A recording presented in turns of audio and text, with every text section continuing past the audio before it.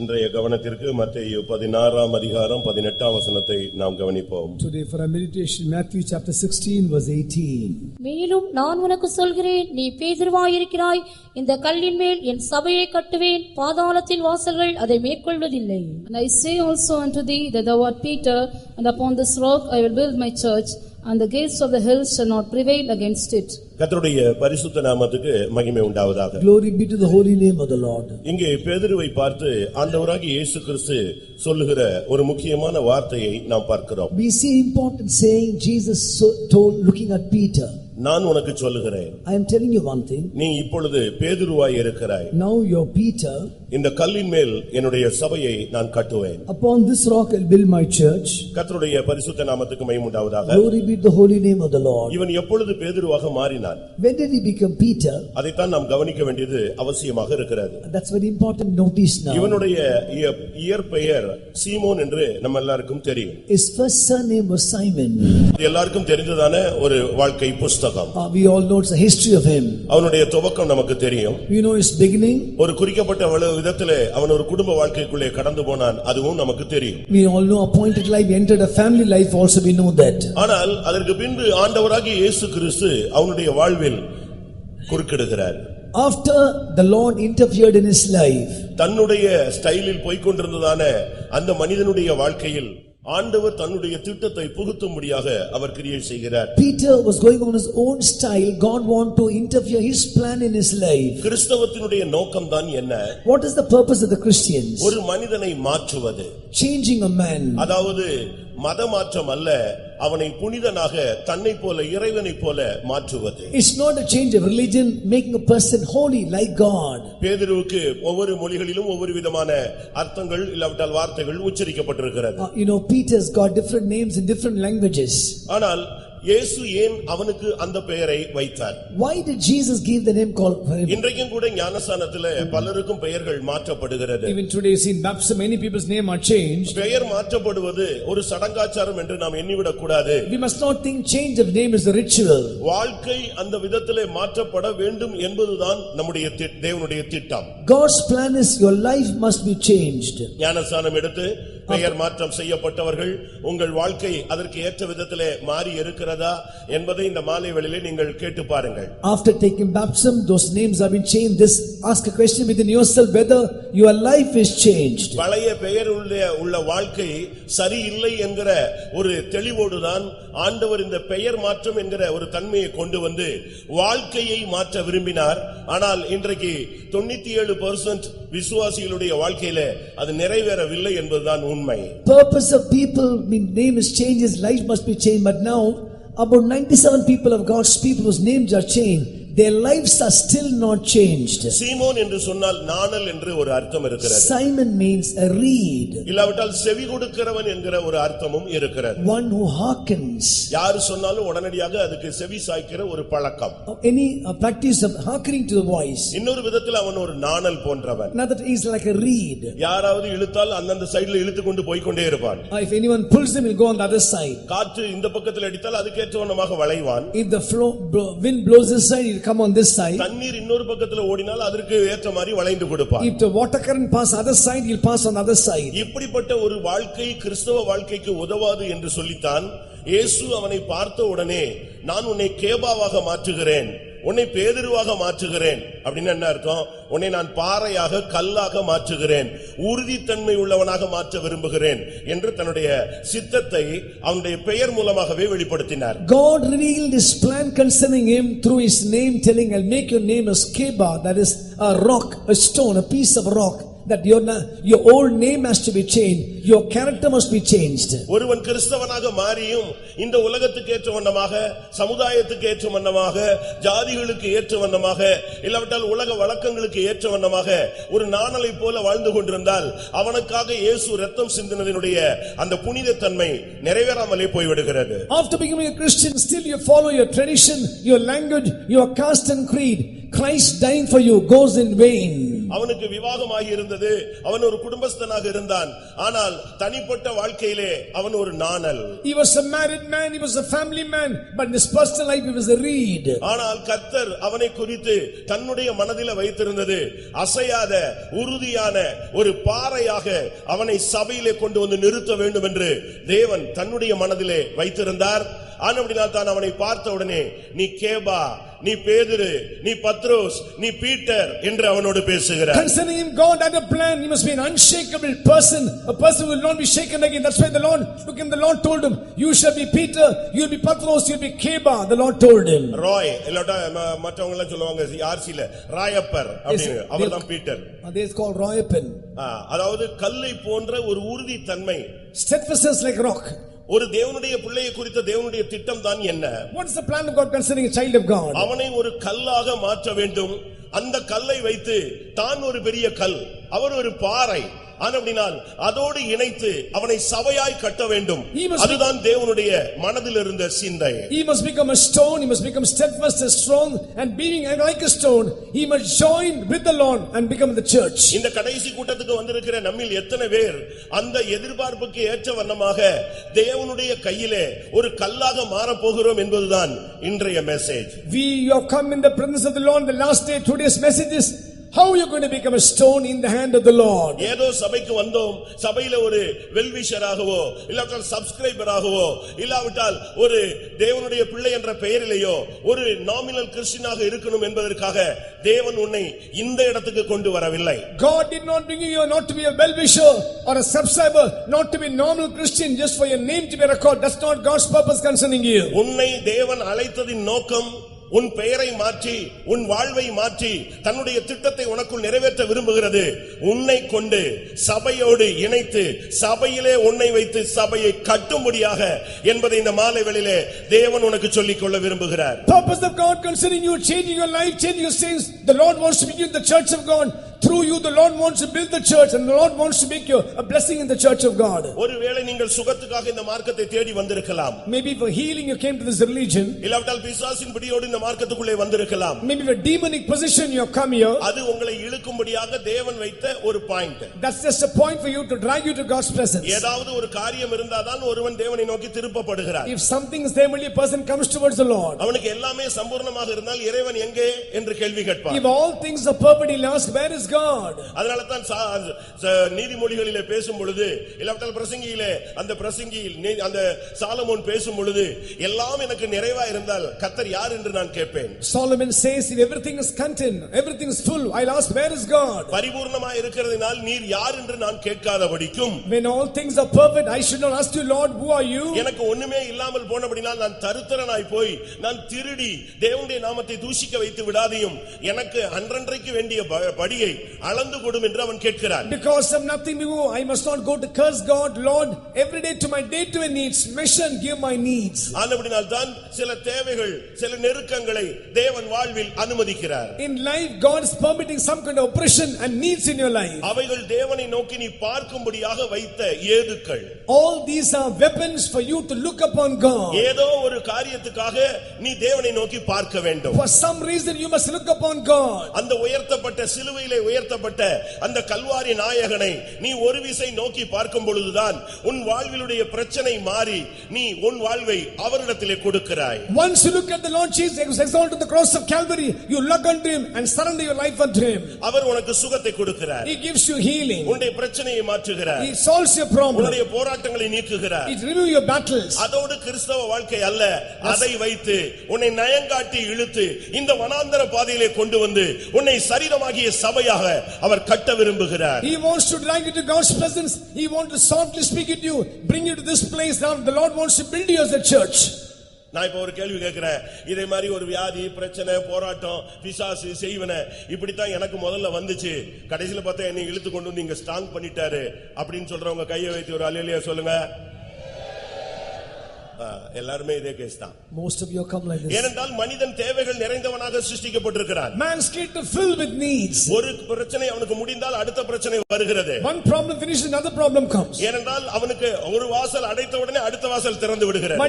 One door shut, another door is open. அப்படியானால் உடனடியாக அவன் பலவிதமான பரிகாரங்களை தேடி முடியாத பட்சத்திலே ஒன்றான மெய்தேவனாகிய ஆண்டவராகிய இயேசுவை அவன் தேட ஒரு வாய்ப்பு கொடுக்கப்படுகிறது. Searching for remedies finally goes to go the only true God, the Lord Jesus Christ. அப்படி வரும்பொழுது அவனை அவர் எதற்காக சிருஷ்டித்தாரோ அந்த நோக்கத்தை அவனுக்கு வெளிப்படுத்துகிறார். When it comes to that point, God reveals the purpose as to why the Lord created him. அவனை கொண்டு சபையை கட்ட விரும்புகிறார், இல்லாவிட்டால் சபையிலே அவனை ஒரு கல்லாக வைத்து இணைத்து கட்ட விரும்புகிறார் என்பதுதான் தேவனுடைய அநாதி தீர்மானம். God's eternal plan keeping him, the Lord wants to bring him the church, build his church and want to join into the church. இயேசு ஒரு பெரிய கல். Christ is the big stone. நீங்கள் தானியேலுடைய புத்தகத்திலே பார்ப்பீர்களானால், if you see the book of Daniel, ஒரு நாள் ஒரு சிலை தென்பட ஆரம்பித்தது. there was a big image. அதை ஒரு ராஜா சொப்பனத்திலே பார்த்தான். King saw in a dream. அது ஒரு gigantic figure-ஆக இருந்தது. It's a giant image. அதனுடைய தலை பசும்பொன்னாக இருந்தது. The head was of gold. அதனுடைய புயங்கள் மார்புகள் எல்லாம் வெள்ளியாக இருந்தது. Hands and breast was silver. அதற்கு பின்பு வயிறு தொடை எல்லாம் வெண்கலமாக இருந்தது. The stomach and thigh was the brass. அதற்கு பின்பு முழங்கால் பாதங்கள் எல்லாம் இரும்பு களிமண் இப்படி ஒரு வித்தியாசமான ஒரு மெட்டீரியல்ல அது நின்று கொண்டிருந்தது. Knees and leg was fully the iron, it was and clay. இதிலே நீங்கள் இரண்டு விதமான தன்மையை பார்க்கலாம். You see two characters. ஒன்று தேசத்திலே உள்ளதான இல்லாவிட்டால் இப்பொழுது இருக்கிற அன்றைக்கு இருந்து இன்றைக்கு வரைக்கும் இருக்கிற உலகம் முழுவதும் இருக்கிற அரசியல் நடவடிக்கைகளை நீங்கள் பார்க்க முடியும். You can see the world political powers from that today till today. அன்றையிலிருந்து இன்றைக்கு கடைசியில கூட்டாட்சியில நின்று கொண்டிருக்கிற கூட்டணி ஆட்சி தமிழ்நாடு வரைக்கும் இருக்கிறதை நீங்கள் அறிவீர்கள். இந்த நேரம்தான் இயேசு கிறிஸ்து என்கிறதான ஒரு கல் இந்த உலகத்தை சந்திக்க போகிற ஒரு நேரம். From that political reign till today you can find even Tamil Nadu also we are having an alliance government, not a pure full government. இன்னொரு பகுதியிலே பார்க்கும் பொழுது ஆவிக்குரிய ஜீவியத்திலே வளர்ந்து வந்து ஒன்றுமில்லாமல் போய் கடைசியிலே சீரழிந்து நின்று கொண்டிருக்கும் பொழுது அந்த சிலையோடு ஒரு கல் மோதுகிறது. அந்த கல்லோ என்றால் நிலைத்திருக்கும் என்று வேதம் சொல்லுகிறது. Spiritually person become nothing, has come to such a place of nothing where a big stone comes and crushes us. We find that's getting established there. அந்த கல்தான் ஆண்டவராகிய இயேசு கிறிஸ்து. That stone is the Lord Jesus Christ. அவர்தான் இந்த பூமியிலே 1000 வருஷ அரசாட்சிக்காக வெகு சீக்கிரமாக வரப்போகிறார். Very soon is going to be 1000 years reign. அதற்கு முன்பாக தன்னுடைய சபையை கட்டி அவர் தன்னுடைய மகிமையிலே வெளிப்பட வேண்டியிருக்கிறார். Behold this, before this is going to build the church and appear in his glory. இயேசு வருவார் என்பது நம்முடைய எல்லாருடைய எதிர்பார்ப்பு. Our expectation is Jesus will come very soon. இயேசுவும் கூட தான் சீக்கிரம் போக வேண்டும் என்று தான் விரும்புகிறார். Even Jesus wants to come very soon down. 110 சங்கீதம் முதல் 2 வசனங்களை நாம் பார்க்கும் பொழுது, Psalm 102 verse 2 verse we read, நான் உம்முடைய சத்துருக்களை பாதபடியாக்கி போடும் வரைக்கும் நீர் என்னுடைய வலது வாரிசத்தில் உட்கார்ந்திரும் என்று சொன்னார். He said, till I make the enemies your footstool, sit on my right hand. அன்றையிலிருந்து எத்தனையோ நூற்றாண்டுகள் அவர் அமைதியாக தான் இருந்தார். So many centuries he kept silent. என்றைக்கு இந்த உலகத்திலே வந்து After coming to this earth, தன்னுடைய ஜீவனை கொடுத்து he gave his life. தனக்காக ஒரு மனிதன் ஜீவனை கொடுத்தானோ, Though a person gave his life for him, அந்த ஸ்தேவான் தன்னுடைய ஜீவனை ஆண்டவருக்கென்று அப்படியே கல்லெறியிலே இரத்த சாட்சியாய் மரித்த பொழுது அதுவரை உட்கார்ந்திருந்தவர் எழும்ப ஆரம்பித்தார். Stephen who gave his life as a martyr, they been stoned to death. He was sitting till now, he stood up there. But உடனே அடுத்த செகண்ட் எழும்பிடுறாரு. ஏனென்றால் தன்னுடைய நாமத்தின் நிமித்தம் ஒருத்தன் மரிக்க போகிறான், இவ்வளவு வேதனையை சகிக்கிறான், அவனை அழைக்க அவர் எழும்பினார். He immediately stood up telling a person for his name's sake has died and Mr. died. He arose to welcome him. இன்றைக்கு அவர் வரப்போகிறது சீயோனை கட்டி தன்னுடைய மகிமையிலே வெளிப்பட போகிறார். Today is going to appear to build up Zion to appear in his glory. அதுக்கு முன்பாக எருசலேமும் சீயோனும் கட்டப்பட வேண்டியது அவசியம். It's needed before that Zion and Jerusalem must be built up. எருசலேமையும் சீயோனையும் கட்டாமல் இயேசு வரவே முடியாது. Without building Zion and Jerusalem, Jesus can never come. அந்த எருசலேம் அந்த சீயோனில் நீயும் நானும் ஒரு கல்லாக வேறு பிரிக்கப்பட்டிருக்கிறோம். You and me are separated as a stone in the Zion and Jerusalem. நீங்கள் இந்த பரலோக ராஜ்யத்தை குறித்து நீங்கள் சிந்தித்து பார்ப்பீர்களானால் அது ஒரு அஸ்திபாரம் உள்ள ஒரு நகரம் என்று சுட்டி காட்டப்படுகிறது. Considering heavenly kingdom find is a city built on foundations. எபிரேயர்களின் நிருபத்திலே நீங்கள் பார்க்க முடியும். Hebrews we read. அங்கே எபிரேய நிருபக்காரன் என்ன பேசுகிறான்? What the Hebrew writer says. 11ஆம் அதிகாரம் 10ஆம் வசனத்திலே Chapter 11 verse 10. தேவன் தாமே கட்டி உண்டாக்கின அஸ்திபாரங்கள் உள்ள நகரத்திற்காக என்று சொல்லப்பட்டிருக்கிறது. He looked for a city which was built and maker was God. சபை ஒரு கட்டடமாக உருவகப்படுத்தி இருக்கிறது. The church is spoken as a building. இந்த சபையை கட்டித்தான் அவர் வெளிப்பட முடியும். After building the church only he can appear. யோவான் 14 முதல் 3 வசனங்களை பார்க்கும் பொழுது John the Gospel 14 verse first 3 verses. என் பிதாவின் வீட்டில் अनेक வாசஸ்தலங்கள் உண்டு. In my father's house there are many mansions. அப்படி இல்லாதிருந்தால் நான் உங்களுக்கு சொல்லி இருப்பேன். If I not so I would have told you. நான் போய் ஒரு ஸ்தலத்தை உங்களுக்காக ஆயத்தம் பண்ணி கட்டி மறுபடி வந்து உங்களை அதற்காக என்னிடத்தில் சேர்த்துக் கொள்ளுவேன். I go to prepare a place for you. I'll come back again and once again receive you unto myself. அப்படியானால் உன்னையும் என்னையும் கட்டுவது பரலோக ராஜ்யத்தை கட்டி முடித்தில்தான் அவர் அந்த வேலையை செய்ய முடியும். That is after building that only he can come and build you and me as a கர்த்தருடைய church. பரிசுத்த நாமத்துக்கு மகிமை உண்டாவதாக. Glory be to the holy name. நான் கொஞ்ச நேரம் நீ எந்த கல் என்பதை குறித்து ஒரு விளக்கத்தை கொடுக்க விரும்புகிறேன். I want to explain as to what type of stone are you for some time. ஒரு வீட்டை கட்ட வேண்டுமானால் To build a building அதற்கு house அஸ்திபாரம் தேவை. they need a foundation. அதற்கு மேலே கட்டடம் எழுப்பப்பட அஸ்திபாரங்கள் தேவை, மூலைக்கல் தேவை, அதற்கு மேலே பல கற்கள் தேவை என்பது நமக்கு எல்லாருக்கும் தெரிந்த உலக உண்மை. We all know a truth, cornerstone, foundation, then the other stones must come up on the building. இது எல்லாருக்கும் ஒரு சாதாரண ஒரு ஆளுக்கு கூட தெரியும். Even a normal person knows. ஒரு வீட்டை கட்டணும்னா உடனே முதல்ல போய் அதுக்கு ஒரு ஜெபம் பண்றோம். First to build a house we first of all go and pray. அங்க ஒரு மூலைக்கல் வைக்கிறார்கள். They keep a cornerstone. அதற்கு பின்பு அஸ்திபார கற்கள் அதோடு இணைக்கப்படுகிறது. Then foundations are joined. அதற்கு பின்பு வீடு எழுப்பப்படுகிறது. The house is coming up. ஒவ்வொரு இடத்திலும் ஒவ்வொரு விதமான கற்கள் உபயோகப்படுத்தப்படுகிறதை பார்க்கலாம். Different places different stones are used. இப்பொழுது இந்த சத்தத்தை கேட்டுக்கொண்டிருக்கிற அருமையானவர்களே, People who are hearing my voice, இந்த சபையிலே கர்த்தர் உன்னை ஒரு கல்லாகத்தான் கொண்டு வந்திருக்கிறார். God has brought you to this church as a stone. ஆனா எந்த கல் என்பதுதான் நீங்கள் இப்பொழுது சிந்தித்து பார்க்க வேண்டிய ஒரு நேரம். You must examine as to what type of stone you are. உன்னை சபைக்கு கொண்டு வந்தது இந்த சபையை கரெக்ட் பண்றதுக்கு அல்ல, உன்னை கொண்டு கேள்வி கேட்கும்படியாக அல்ல, உன்னை கொண்டு இதை சரிப்படுத்த அல்ல, சீர்படுத்த ஸ்திரப்படுத்த அவர் இருக்கிறார். God has brought you not to question the church, not to come and examine things here.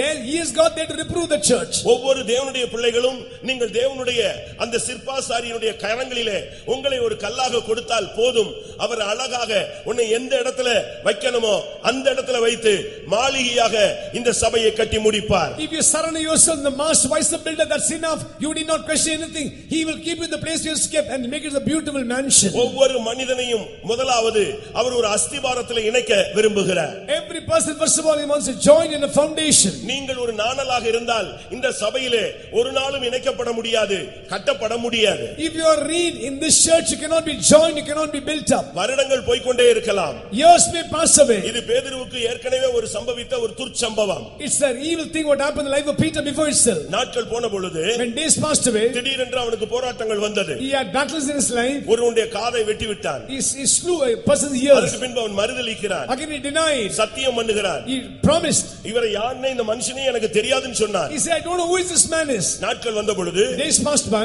மறுபடி மீன் பிடிக்க போனான். Again went for fishing. அவன் இயேசு அவனை சந்திக்கும் பொழுது When Jesus met him, வஸ்திரம் இல்லாதபடியால் தண்ணீரில் குதித்தான் என்று வேதம் சொல்லுகிறது. because there was no garments, he jumped in the waters. இந்த மார்க்கத்தை விட்டு நீ விலகி போனால் பிசாசு உன்னை நிர்வாணியாக மாற்றுவார். If you leave this praise God, devil will make you naked. ஆனபடியால் தான் ஆண்டவர் மறுபடி அவனிடத்தில் பேசும் பொழுது Again when the Lord spoke to him, ஓ பேதுருவே அப்படிலாம் அழைக்கல. God asked him, Peter. அப்படி ரிவர்ஸ் போயிட்டாரு. God went the other way. யோனாவின் குமாரனாகிய சீமோனே, Oh Simon the son of Barjona. அதுதான் இயேசுனுடைய சரியான அர்த்தம் கண்டுபிடிச்சு அவனோடு பேசினார். That's the way the Lord understood his meaning and spoke to him. அருமையான சகோதரனே சகோதரியே, Beloved brother sister, இந்த மாலை வேளையில் கர்த்தர் உன்னை பார்த்து என்ன சொல்ல முடியும்? this evening what did the Lord say speak to you? நீ ஒரு கல்லா இருக்கிறாய் என்று உன்னை குறித்து சொல்லுகிறாரா? Can he say that you are a stone there? இல்லாவிட்டால் நீ மறுபடியும் நாணலாய் போய்விட்டாய் என்று சொல்லுகிறாரா? Does he say you're going to read? நீங்கள் ஒரு விசை சிந்தியுங்கள். Think once இந்த கூட்டத்துல இந்த கடைசி கூட்டத்துல இருக்கிற நீ இந்த நேரத்தில் ஒருவேளை நீங்க பழைய விசுவாசிகளா இருக்கலாம், பழைய ஊழியர்களாக இருக்கலாம், யாரை பத்தி அதை பத்தி பிரச்சனை இல்ல.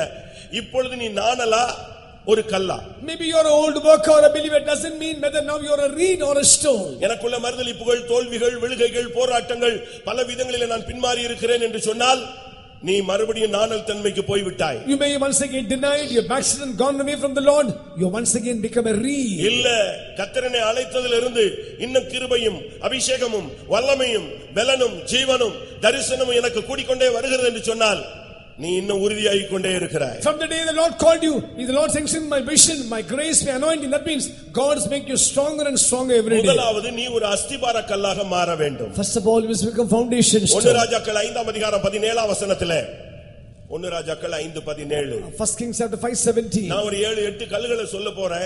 அதுல எந்த கல்லுன்னு நீங்க கண்டுபிடிக்கணும். 5 was stone. I'll tell you, speak the stone. You must find out what stone you are. கர்த்தர் இந்த சபையில உன்னை எந்த கல்லாக வைத்திருக்கிறார்? God has kept us to us what stone you are. ஒன்று நீ உன்னை தேவன் அஸ்திபார கல்லாக வைக்கலாம். God may keep you today as the foundation stone. ஒன்னு ராஜாக்கள் 7:10 நீங்கள் அதை பார்க்க முடியும். 1 Kings chapter 5 verse 10. இல்லாவிட்டால் ஏசாயா 28:16 பார்க்கும் பொழுது Isaiah chapter 28 verse 14. 16 அங்க என்ன சொல்லப்பட்டிருக்கிறது? What do we read there? இதோ திட அஸ்திபாரமான ஒரு கல்லை நான் மூலைக்கல்லாக சீயோனிலே வைக்கிறேன். Behold, I lay a stone in Zion, a sure foundation. இயேசு ஒரு மூலைக்கல், நீங்கள் அதிலே ஒரு அஸ்திபார கல்லாக இணைய வேண்டும். Jesus the cornerstone, you must join as the foundation stone. அதனுடைய நோக்கம் என்ன? What is the purpose of God? அது அஸ்திபாரமாக இருந்தால்தான் நீ உன்னுடைய அஸ்திபாரம் சரியாக இருந்தால்தான் உன்னுடைய வாழ்க்கை சரியாக இருக்கும். If your foundation correct only, your life can be in the right way. அஸ்திபாரங்கள் நிர்மூலமாகிறதே, நீதிமான் என்ன செய்வான் என்று ஒரு கேள்வி கேட்கப்படுகிறது. Our questions asked, when the foundation is destroyed, what will the righteous do? இயேசு ஒரு மூலைக்கல்லாக மாறினார். Jesus became a cornerstone. திட அஸ்திபாரமான ஒரு கல்லாக மாறினார். He became a stone, a sure foundation. வேதம் சொல்லுகிறது அவர் பரீட்சிக்கப்பட்டார் என்று சொல்லப்பட்டிருக்கிறது. The word of God says he was a tried stone. ஒரு தேவனுடைய பிள்ளை முதலாவது இந்த சபையிலே கர்த்தர் உன்னை கொண்டு வந்ததுக்கு உனக்குள்ள ஒரு அஸ்திவாரம் தேவை. A child of God, for you to bring you to this church, first of all you need a foundation. உனக்குள்ள ஒரு ஆவிக்குரிய அஸ்திவாரத்திலே நீ இணைக்கப்பட வேண்டும். You must be joined with the spiritual foundation. கர்த்தர் உன்னை ஒரு அஸ்திவார கல்லா கூட இந்த சபையில கொண்டு வந்து வைச்சிருப்பார். God has brought you, God might have brought you as a foundation stone also. அஸ்திவாரத்தினுடைய தன்மை என்ன தெரியுமா? What's the character of foundation? வெளியவே தெரியாது. It will be not seen தன்னை outside. மறைத்துக் கொள்ளுகிற ஒரு வாழ்க்கை. Our life hiding yourself. கிறிஸ்தவ வாழ்க்கை என்பது தன்னை வெளிப்படுத்துகிற வாழ்க்கையா கிடையாது. Christian life is not professing ourselves outside. ஒரு உண்மையான கிறிஸ்தவன் தன்னை கிறிஸ்துவுக்குள்ளே மறைத்துக் கொள்வார். A true Christian will hide himself in Christ. எந்த சூழ்நிலையிலும் தன்னை வெளிப்படுத்தவே மாட்டான். அவன்தான் இந்த சபைக்கு அஸ்திபார கல்லாக இருக்கிறார். In any situation he will not manifest himself. He is the foundation stone for this church. ஒரு தேவனுடைய பிள்ளை இந்த சபைக்குள்ளே வந்த பின்பு உன்னுடைய வாழ்க்கைக்காக நீ ஒரு சரியான அஸ்திபாரம் போட வேண்டும். For a child of God coming to this church, first of all, for your life, lay a real foundation. 1 கொரிந்தியர் 3:10 பவுல் பேசும் பொழுது 1 Corinthians chapter 3 verse Apostle Paul says, ஒரு புத்தியுள்ள சிற்பாசாரியை போல நான் அஸ்திபாரம் போட்டேன் என்று பவுல் பேசுகிறார். he says, a wise master builder, I laid the foundation. அப்போஸ்தலனாகிய பவுலுக்கும் அப்போஸ்தலனாகிய பேதுருக்கும் உள்ள வித்தியாசம் தான் என்ன?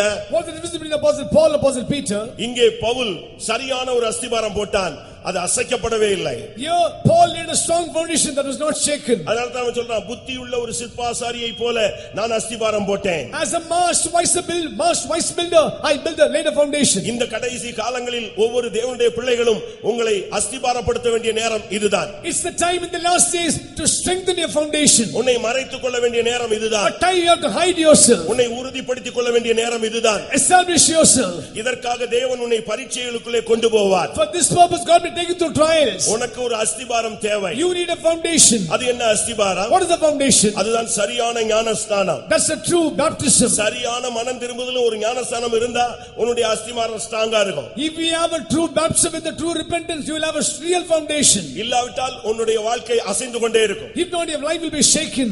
நம்முடைய மதுரையிலேயே 7th டேல வர்க் பண்ண ஒரு பிரதர், நான் பொன்னகரத்தில் இருக்கும் பொழுது அவர் ஞானஸ்நானம் எடுக்கும்படியாக வந்தார். When I was serving Ponnagara personally studying working 7th Adventist, he came to take baptism. அவர் நம்ம சர்ச்சுக்கு ஒழுங்கா வந்துட்டு இருப்பார். He used to regularly come to the church. இங்க மதுரையில சென்ட்ரல்ல தான் நான் பொன்னகரத்தில் இருக்கும்போது ஞானஸ்நானம் எடுத்தார். Then he took baptism in Mother Center Faith only. அப்ப நான் கேட்டேன், I asked him, அங்க 7th டேல வர்க் பண்றீங்களே, இப்படி எப்படி ஞானஸ்நானம்? You are working 7th, how can you take baptism here? அந்த அவங்களுக்கு 2 பெண் பிள்ளைகள்.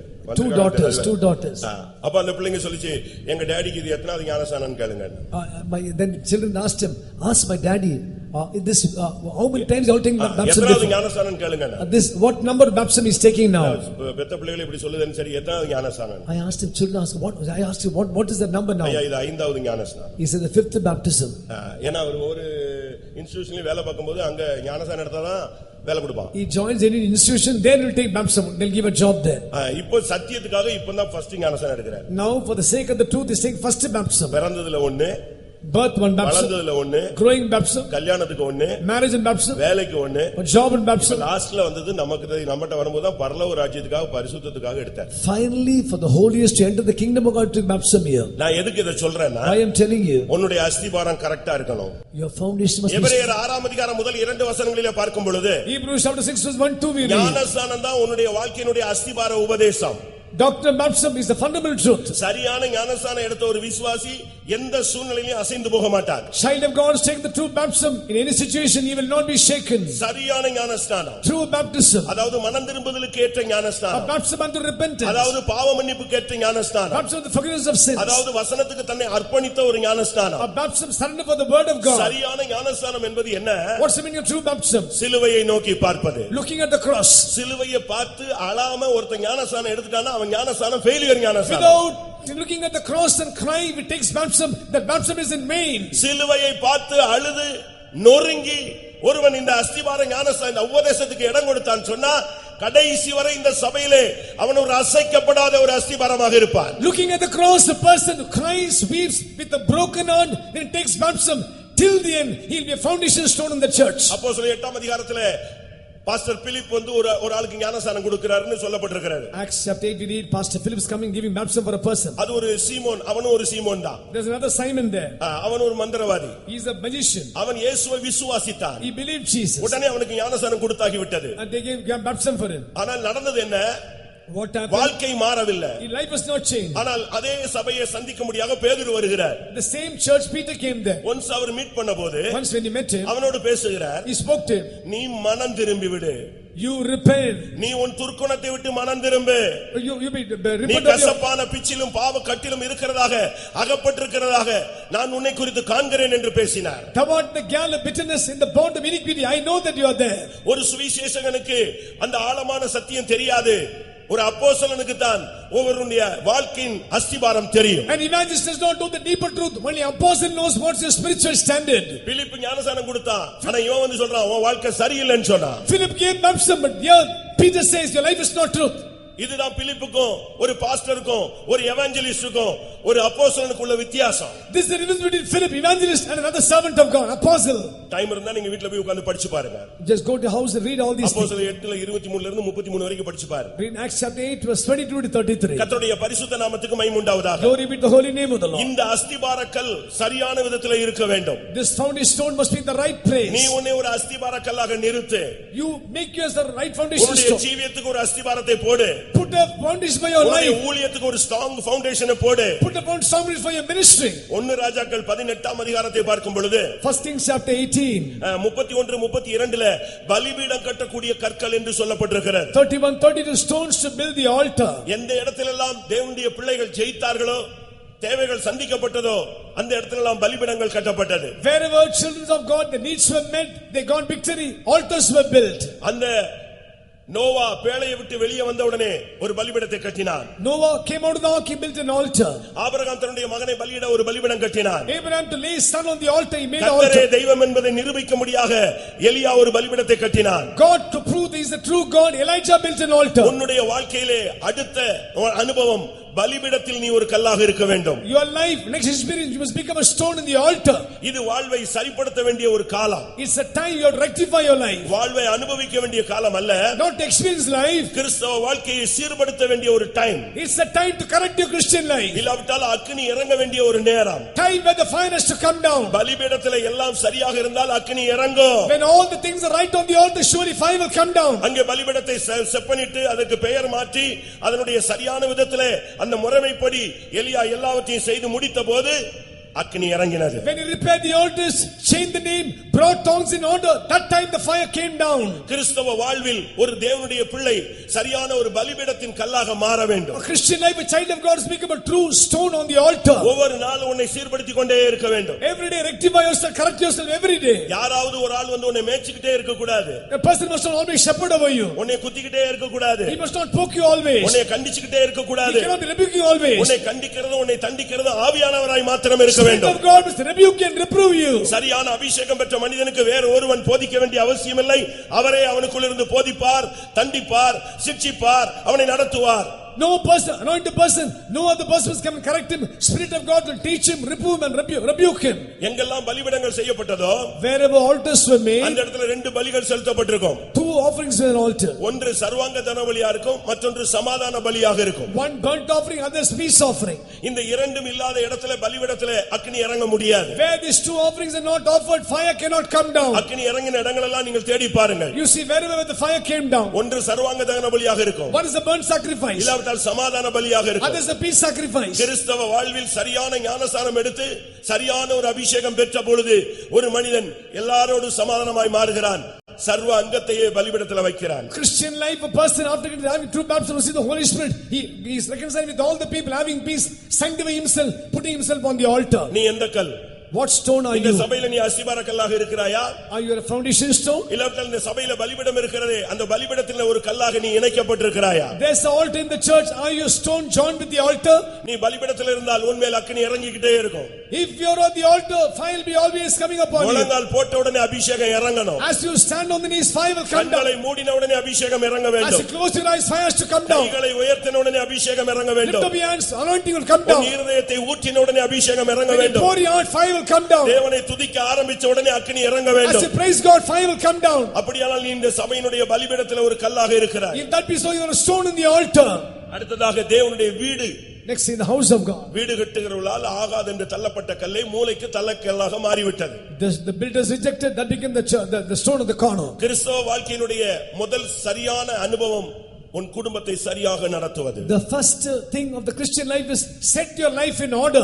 நான் பரலோகத்துக்கு போறேன்னு சொல்லிட்டு குடும்பத்தை பிரிஞ்சிட்டு நீ பரலோகத்துக்கு போணும்னா போக முடியாது. Leaving your life aside, separating yourself, you cannot go to heaven. எழுதி வச்சுக்க. Write in it. உன்னுடைய வாழ்க்கையிலே உன்னுடைய குடும்பத்தை நீ சரியாய் நடத்த அறிந்திருக்க வேண்டும். You must know to lead your family properly. தன் சொந்த குடும்பத்தை நடத்த அறியாதவன் சபை என்கிற அனுபவத்திலே கட்டி எழுப்பப்பட முடியாது. A person who cannot rule his family properly, he cannot build up as a church. நீதிமொழிகள் 14:1 என்ன சொல்லுகிறது? Proverbs 14:1, what does he say? புத்தியுள்ள ஸ்திரீ தன் வீட்டை கட்டுகிறாள். A wise woman buildeth a house. புத்தி இல்லாத ஸ்திரீயோ தன் கையிலே அந்த வீட்டை இடித்து போடுகிறாள். The foolish plucketh it down with the hands. இது ஒரு தேவனுடைய வீடு. It's the house of God. நீ இந்த குடும்பத்தில் வந்து இணைக்கப்படுகிறாய். You are joined in this family. உனக்கு எழுத்தின் பிரகாரமான ஒரு குடும்பம் இருக்கிறது. Literally you have a family. அடுத்து நீ பரலோக குடும்பத்தில் வந்து இணைக்கப்படுகிறாய். You are joined with the heavenly family. உன்னுடைய எழுத்தின் பிரகாரமான குடும்பத்தை நீ சரியான விதத்தில் நடத்த பழக வேண்டும். You must know to rightly take care of your family. 1 தீமோத்தேயு 5:8 என்ன சொல்லுகிறது? 1 Timothy 5:8, what it says? ஒருவன் தன் சொந்த குடும்பத்தை சரியான விதத்தில் விசாரியாமல் போனால் If a person does not take care of his family properly, அவன் அவிசுவாசியிலும் கெட்டவன். he is to be seen as அவன் unbelief. விசுவாசத்தை மறுதலிக்கிறவன். He is denying faith. இப்படித்தான் வேதம் தெளிவாக சொல்லுகிறது. That's what the word of the Lord says. 1 தீமோத்தேயு 3:4-5 வசனங்களை பார்க்கும் பொழுது 1 Timothy 3:4 and 5 we read. ஒருவன் தன் சொந்த குடும்பத்தை நன்றாக நடத்தினாதான் அவன் கையில ஏதாவது ஒரு ஊழியத்தை அப்போஸ்தலன் கையில கொடுக்கணும். If a person rules his family properly, we can give a job or a ministry in his hands. வாழ்க்கை சரியில்லாதவன் கையில ஊழியத்தை கொடுத்தா ஊழியம் ஒரு क्वेश्चन மார்க்கா நிக்கும். If we give a ministry in the life of a person whose life is not right, it will be a question mark there. உன்னுடைய சொந்த குடும்பத்தை நீ சரியான விதத்திலே பராமரிக்காமல் மகிமையிலே நீ எடுக்கப்பட முடியாது. Without taking care of your own family, you cannot be caught up in glory. அங்கே காயினை பார்த்து கர்த்தர் என்ன கேட்டார்? Look at Cain, what the Lord asked him. உன் சகோதரன் எங்கே? Where is your brother? இதே கேள்வி உனக்கு கேட்கப்படும். Same question is asked to you. உன் மனைவி எங்கே? Where's your wife? உன் புருஷன் எங்கே? Where's your husband? நீ உன் கற்பப்பிறப்பாய் பெற்றெடுத்த பிள்ளைகள் எங்கே? Where are the children who were born to you? உன்னை பெற்றெடுத்த தாய் எங்கே? Where's your mother who gave birth to உன்னை you? பெற்றெடுத்த தகப்பன் எங்கே? Where's the father begotten you? இந்த கேள்விக்கு நீ சரியான பதில் கொடுத்து அந்த இன்டர்வியூல நீ பாஸ் ஆனாதான் உனக்கு மகிமையிலே இடம். Giving a right answer, pass the interview, then go to the glory. கர்த்தருடைய பரிசுத்த நாமத்துக்கு மகிமை உண்டாவதாக. Glory be to the holy name of the Lord. அதே நேரத்தில் நீ தேவனுடைய வீடாக மாற வேண்டும். Become the house of God also. தாய் தகப்பனாலே கைவிடப்பட்டு Leaving the father and mother, சகோதரனால் புறக்கணிக்கப்பட்டு rejected by the brethren, அனாதையை போல ஓடி போனதான யாக்கோபை தேவன் சந்திக்கிறார். Jacob went as an orphan, the Lord met him. உபாகமம் 32:10 சொல்லுகிறது, Deuteronomy 32:10 says, பாலும் ஊளையிடுகிற வனாந்தரத்திலே நான் அவனை கண்டுபிடித்தேன். Oh, I saw him in the howling wilderness. ஒரு நரிகள் ஊளையிடுகிற இடத்திலே கடந்த ஒரு மனிதனை ஆண்டவர் கண்டுபிடித்தாரா? God saw a man there howling like a wilderness in the நம்ம எல்லாரும் படிச்சிருப்போம். See, we are educated people. யாக்கோபு வந்து தாய் தகப்பனாலே அவனுடைய மாமனார் வீட்டுக்கு அனுப்பப்பட்டான். Jacob by his parents sent to his uncle's house. ஆனா சரித்திரம் என்ன சொல்லுகிறது? History says, இஸ்ரவேல் தேசத்தினுடைய சரித்திரம் என்ன சொல்லுகிறது? what the history of Israel says, அவன் தன்னுடைய அண்ணன் வீட்டுக்கு போறான்ன உடனே அந்த சகோதரி ஒரு ஒட்டகம் நிறைய அவனுக்கு எல்லா பொருளையும் ஏத்தி அனுப்பினாளாம். oh, when he says he's going to go to the brother's house, sister came and filled all things on the camels. அது காணலன்னு சொல்லி Not that's not enough. திருப்பி ஒரு கோவேறு கழுதை ஃபுல்லா load ஏத்துனாலாம். Still upon a mule she loaded many things. என்ன தம்பி எங்க பையன் எங்க போறான்? Where the brother is going? பொண்ணு கட்ட போறான். Going for அது மாத்திரமல்ல தன்னுடைய சொந்த அண்ணன் வீட்டுக்கு போறான். He's going to own brother's house. தங்க அப்பா வீட்டுக்கு போறான். Going to father's house. அது ரொம்ப நம்ம தன்னிமித்த இந்த பாதையில அவன் போயிட்டு இருக்கான். He is going because of her sake. எல்லாம் கொடுத்து அனுப்புனா. She sent all these things. அவன் கொஞ்ச தூரம் போன உடனே when he went to a certain place அவன் வந்து ஏசாட்ட சொன்னானா. He told Esau. விஷயம் தெரியுமா? You know what happened? அவன் வெல் செட்டிலா தான் போயிட்டு இருக்கான். He has gone well settled. அவங்க அம்மா ஃபுல் லோட் பண்ணி தான் அனுப்பி இருக்காங்க. Mother's loaded all things with him. அப்பா அவனை bless பண்ணி தான் அனுப்பி இருக்காங்க. Father blessed him and sent him. ஒரு பெரிய ஒட்டகம் முழுசு ஃபுல் லோட் பண்ணியாச்சு. All things loaded of full camel. திருப்பி மிச்சம் இருக்குன்னு சொல்லிட்டு கோவேறுகளில் ஏத்தி விட்டுருக்காங்க. Remaining is loaded on the mule. அவன் சொன்னா நீ போட்டுன்னு சொன்னான். Oh, let it go. கொஞ்ச தூரம் போன உடனே when he went to Philistines, ஏசா வந்துட்டான். Esau came there. மொத்தத்தையும் புடிங்கிட்டு போயிட்டானா. He took up all the things there. இப்ப கையில ஒண்ணுமே கிடையாது. There's nothing now. ஒரு அனாதையாக ஒண்ணும் இல்லாம having nothing. ஏதோ பாக்கெட்ல தப்பி போன ஒரு சின்ன குப்பில கொஞ்சம் எண்ணெய் இருந்துச்சு. அது மட்டும் தான் பாக்கெட்ல தப்பிச்சு. Little bit of oil in his pocket, that's all. அனாதையை போல ஒரு வனாந்தரத்துல வீட்டுல சொகுசாக தூங்கின ஒரு ஆள் இப்ப கீழ கிடந்த ஒரு கல்லை தூக்கி தலைக்கு வச்சிட்டு படுத்தான். Like an orphan who lived in all pleasures family took a stone as a pillow for him and slept there. அன்றைக்கு கர்த்தர் அவனுக்கு ஒரு தரிசனம் கொடுத்தார். That day the Lord gave a dream. அருமையான சகோதரனே, தேவன் உன்னை அழைத்த பொழுது கொடுத்த தரிசனத்தை நீ மறந்து விடாதே. Beloved brother, do not forget the dream, vision which the Lord called you when the Lord called you. அந்த தரிசனம் முடிந்த உடனே After the vision got over, இவன் பயந்து எழும்பி உட்கார்ந்துட்டான். he got afraid and stood up. கையில பார்த்தா ஒரு குப்பில எண்ணெய் மட்டும் இருந்தது. One little bit of oil in a bottle. தான் தலைக்கு வச்ச கல்லை தூக்கி நட்டிட்டான். He kept the stone there. அந்த எண்ணெயை தூக்கி அதுக்கு மேல ஊதிட்டான். He took the oil. இந்த கல், this stone, தேவனுடைய வீடாகும். house of God. என்றைக்குனாலும் இந்த கல் இது தேவனுடைய வீடு. This is the house of God. இது எவ்வளவு பயங்கரமாக இருந்தது. What a terrible place. இன்றைக்கு நான் தேவனை தரிசித்தேன். I saw the Lord. தேவதூதர்களை பார்த்தேன். I saw the angels. தேவ சத்தத்தை கேட்டேன். I saw the voice of God. வாக்குத்தத்தங்கள் எனக்கு கொடுக்கப்பட்டது. I got the promises. நான் கர்த்தருடைய சன்னிதானத்திலே பொருத்தனை பண்ணிக்கொண்டேன். I made vow in God's presence. இதுதான் தேவனுடைய வீடாக ஒரு மனிதன் மாறக்கூடிய ஒரு அனுபவம். This experience when a man becomes the house of God. இன்றைக்கு எத்தனை பேர் இந்த கல்லாக மாற விரும்புகிறீர்கள்? How many of you want to become this stone? சாதாரணமாக வருடக்கணக்காக அந்த வனாந்தரத்திலே கிடந்த கல் இப்பொழுது தேவனுடைய வீடாக மாறிவிட்டது. Years together stone was in the wilderness, now the stone became the house of God. பின்மாற்றத்திலும் தோல்வியிலும் விழுந்து போன உன்னை மறுபடியும் தூக்கி எடுத்து நிறுத்தி உன்னை அபிஷேகம் பண்ணி இந்த சபையிலே தேவனுடைய வீட்டிலே ஒரு கல்லாக உன்னை வைக்க விரும்புகிறார். You want backsliding state, denying state, God wants to take you once again, wash you, cleanse you, keep you there and anoint you and keep you in the house of God. அப்படினா என்ன அர்த்தம்? What's the meaning? உன்னை ஜெபிக்க கூடியவனாக, a prayerful man, துதிக்க கூடியவனாக, person who can pray, தரிசனம் உள்ளவனாக, having a vision, வாக்குத்தத்தம் பெறக்கூடியவனாக, receiving promises, பொருத்தனை பண்ணி வாழ்வை சீர்படுத்த கூடியவனாக, living your life making vows. இந்த கூட்டத்தினுடைய கடைசி இந்த கூட்டத்தோட கடைசி கூட்டத்திலே உன்னை ஒரு கல்லாக மாற்ற விரும்புகிறார். In the last meeting of the convention, God wants to make you a stone. நீங்கள் ஒரு கல் என்பதை எந்த சூழ்நிலையிலும் மறந்து விடக் கூடாது. You must never forget that you are a stone. உன்னை இந்த சபையில கொண்டு வந்ததுக்கு ஒரு நோக்கம் இருக்கிறது. God has the purpose bringing you to this church. தற்செயலாய் நீ வந்தவன் அல்ல. You did not accidentally come here. நீ எப்படியோ யாரோ கூப்பிட்டு நீ வந்திருந்தாலும் தேவனுடைய திட்டத்தின்படி தான் உள்ள வந்திருக்கிற. Though someone has called you, brought you, you came according to the plan of God. உன்னை ஒரு அஸ்திபாரமாக மாற்ற விரும்புகிறார். He wants to make your foundation. உன்னை ஒரு பலிபீடமாக மாற்ற He wants விரும்புகிறார். to make you an altar. உன்னை இந்த வீடை இந்த தேவனுடைய வீடை கட்டக்கூடிய ஒரு கல்லாக மாற்ற He விரும்புகிறார். wants to make a stone to build the house of God. 1 ராஜாக்கள் First Kings 6ஆம் அதிகாரம் chapter 6 7ஆம் வசனத்தை பார்க்கும் பொழுது verse 7. தேவாலயம் கட்டும்படியாக கல்லுகள் கொண்டு வரப்பட்டது. To build the temple of God, stones were bought. தேவனுடைய ஆலயமாக நீ மாற வேண்டும். You must become the temple of God. இந்த சபையில கர்த்தர் உன்னை கொண்டு வந்ததுக்கு மெயின் ரீசனே நீ தேவாலயமாக மாற வேண்டும். The purpose of God bringing the house of God, that you must become the temple of God. வேற எதுக்கும் தெய்வம் உன்னை கொண்டு வரல. God not brought me any other purpose. மற்றபடி உதவி செய்ய, வேலை செய்ய, பலவிதங்களிலே ஒத்தாசை செய்ய அதுக்கெல்லாம் ஆள் வச்சிருக்கிறார். To help and other things and all, God has kept places, people here and there. உன்னை சபையில காணிக்கை கொடுக்கிறதுக்காக கொண்டு வந்தார் நினைச்சறாரு. Don't think God brought you here to give offering. கர்த்தர் வந்து உன்னை கொண்டு வந்தது இந்த சபையில தேவாலயமாய் உன்னை வாழ்க்கையை கட்டி எழுப்பும்படியா. God has brought you here to build up your life as the temple of God. தேவாலயம் கட்ட பணி தீர்த்து கொண்டு வரப்பட்ட கற்கள் கொண்டு வரப்பட்டது. To build the temple of God, furnished stones were brought. இந்த நாட்களிலேயே உன்னுடைய வாழ்க்கையை பணி தீர்க்கும்படியாக தேவன் விரும்புகிறார். God wants to furnish your life these days. உன்னை அழகாக மோல்ட் பண்ண அவர் விரும்புகிறார். God wants to mold you properly. உன்னை கொண்டு தேவன் ஒரு பரிசுத்த தேவ ஆலயத்தை கட்ட விரும்புகிறார். Through you God wants to make a holy temple. இந்த பில்டிங் ஒரு கட்டடம், இது ஒரு கட்டடம் தான். இது தேவனுடைய ஆலயம் அல்ல. This is the building, it's not the temple of God. நீங்களே தேவனுடைய ஆலயம். You are the temple of God. முதலாம் கொரிந்தியர் 3ஆம் அதிகாரம் என்ன சொல்லுகிறது? 1 Corinthians chapter 3 verse 16. நீங்களே தேவனுடைய ஆலயம். You are the temple of God. 17ஆம் வசனம் தெளிவாக சொல்லுகிறது. 17th verse says, ஒருவன் தேவனுடைய ஆலயத்தை கெடுத்தால் தேவன் அவனை கெடுப்பார். if any man defile the temple of God, the Lord will destroy. தேவனுடைய ஆலயம் பரிசுத்தமாய் இருக்கிறது. The temple of God is holy. நீங்களே அந்த ஆலயம். Ye are the temple. இந்த சபையில தேவனுடைய ஆலயம் கட்டும்படியாக உன்னை ஒரு கல்லாக வைத்திருக்கிறார் என்று சொன்னால்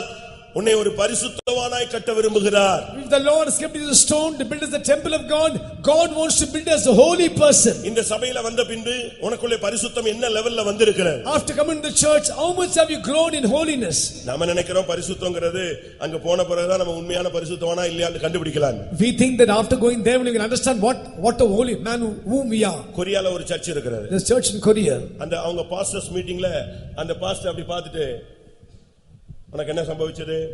போன மாசம் நான் உன்னை பார்க்கும்போது 97% ஹோலினஸ் இருந்துச்சு, இப்ப 70% ஆயிடுச்சு அப்படின்னு கேக்குறாரு. The pastor looked at the other person and asked him, last time I saw him you were having holiness 97%, now the thing has come down, what has happened? ஒருத்தனை பார்த்த உடனே ஹோலினஸ் உடைய பெர்சன்டேஜ் சொல்றாங்க இந்த உலகத்துல. Looking at the person is saying the person is a holiness. நம்முடைய தேவன் மகா பரிசுத்தர். Our God is the most holy God. தேவனுடைய ஆலயம் பரிசுத்தமாய் இருக்கிறது. Temple of God is holy. உன்னுடைய சரீரம் தேவனுடைய ஆலயமாய் கட்டி எழுப்பப்பட வேண்டும். Your body must be built as a temple of God. தேவனுடைய ஆலயத்தை ஒருத்தன் கெடுத்தால் தேவன் அவனை கெடுப்பார் என்று சொல்லி இருக்கிறார். If the man defiles the temple of God, the Lord will destroy him. இன்னைக்கு எத்தனை விதத்திலே எத்தனை பெர்சன்டேஜ் உன்னுடைய பரிசுத்தம் இருக்கும்? How much is the percentage of holiness in your life? பரிசுத்தம் இல்லாமல் ஒருவனும் அவரை தரிசிப்பதில்லை.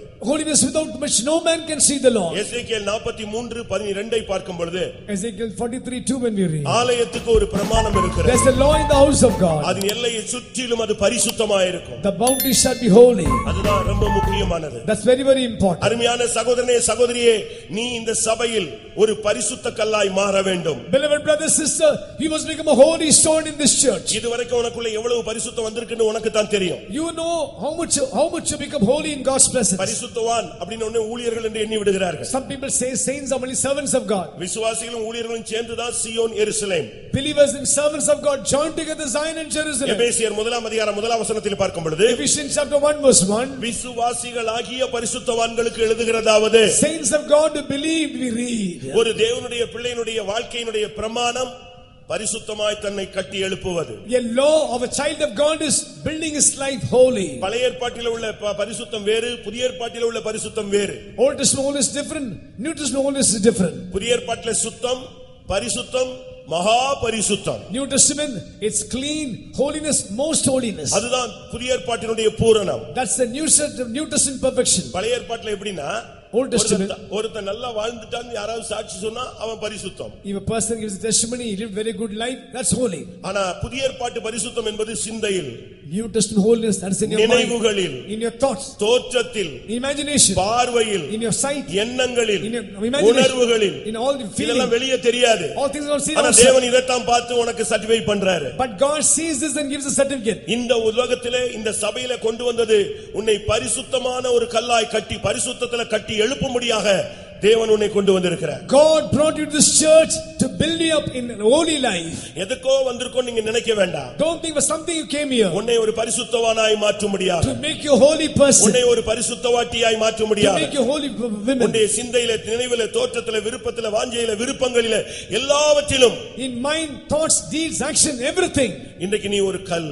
You are a stone. கர்த்தர் உன்னை ஒரு கல்லாகத்தான் கர்த்தர் கொண்டு வந்திருக்கிறார். God brought you as a stone. இந்த கல்லை வைத்துத்தான் கர்த்தர் கட்டி எழுப்பி கொண்டிருக்கிறார். Keeping the stone, God's building your life. இந்த சபையில வந்த பிறகு நீ இன்னும் நாணலா இருந்தால் உன்னை வைத்து கர்த்தர் ஒன்றுமே செய்ய முடியாது. After coming to this church, still if you read, God cannot do anything in your life. எதுவும் கர்த்தர் சாதிக்க முடியாது. God cannot do anything out of your உனக்கு life. வாக்குத்தத்தங்கள் இருக்கும், Promise you may have. ஆனா அது நிறைவேறாது. It cannot be fulfilled. தேவன் உன்னோடு பேசுவார், God speak to you. அது உனக்குள்ள நிறைவேற்றப்பட முடியாது. It cannot be fulfilled. ஏன்? The reason? நீ கல்லாக மாறவில்லை. You did not become a stone. எந்த ஒரு வாக்குத்தத்தமும், எந்த ஒரு வசனமும், எந்த ஒரு வார்த்தையும் அது தேவனிடத்திலிருந்து உனக்கு பலிக்க வேண்டுமானால் நீ ஒரு கல்லாக மாற வேண்டும். Every promise, every word of God, voice of God to be fulfilled in your life, you should become a stone. நீ உன்னை கல்லாக மாற்றி தேவனுடைய கரத்திலே ஒப்புக் கொடுக்காத பட்சத்தில் தேவன் உன்னை கொண்டு கிரியை செய்ய முடியாது. If you cannot become a stone, surrender your life in the hand of the Lord, God cannot work through you.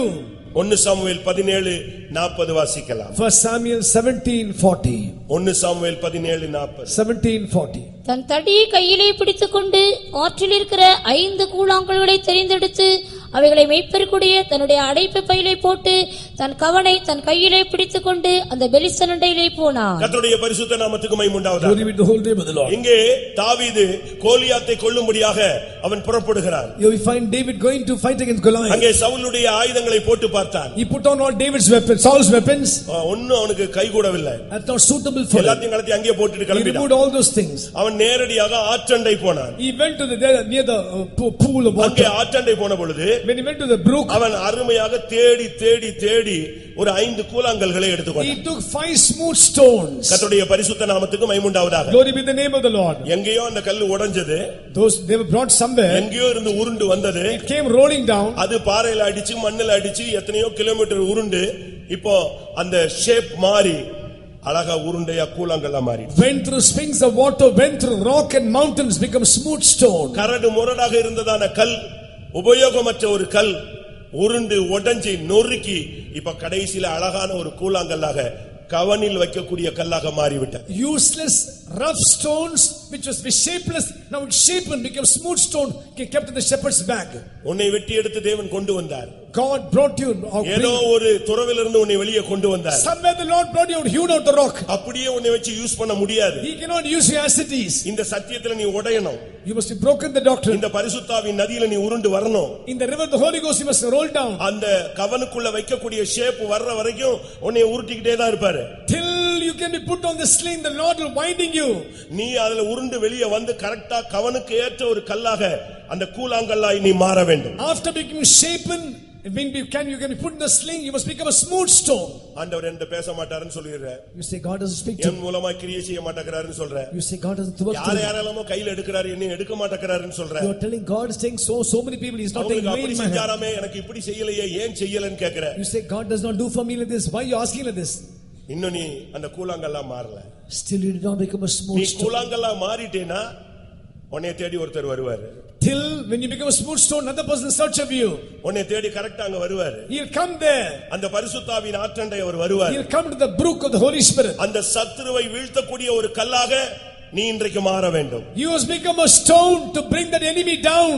40 நாளா அவன் ஏமாத்திக்கிட்டே இருக்கிறான். 40 days is deceiving. 40 நாள் சவால் விட்டு கொண்டே இருந்தான். He is giving challenge 40 days. 40 நாள் மிரட்டி கொண்டே இருந்தான். 40 days threatening people.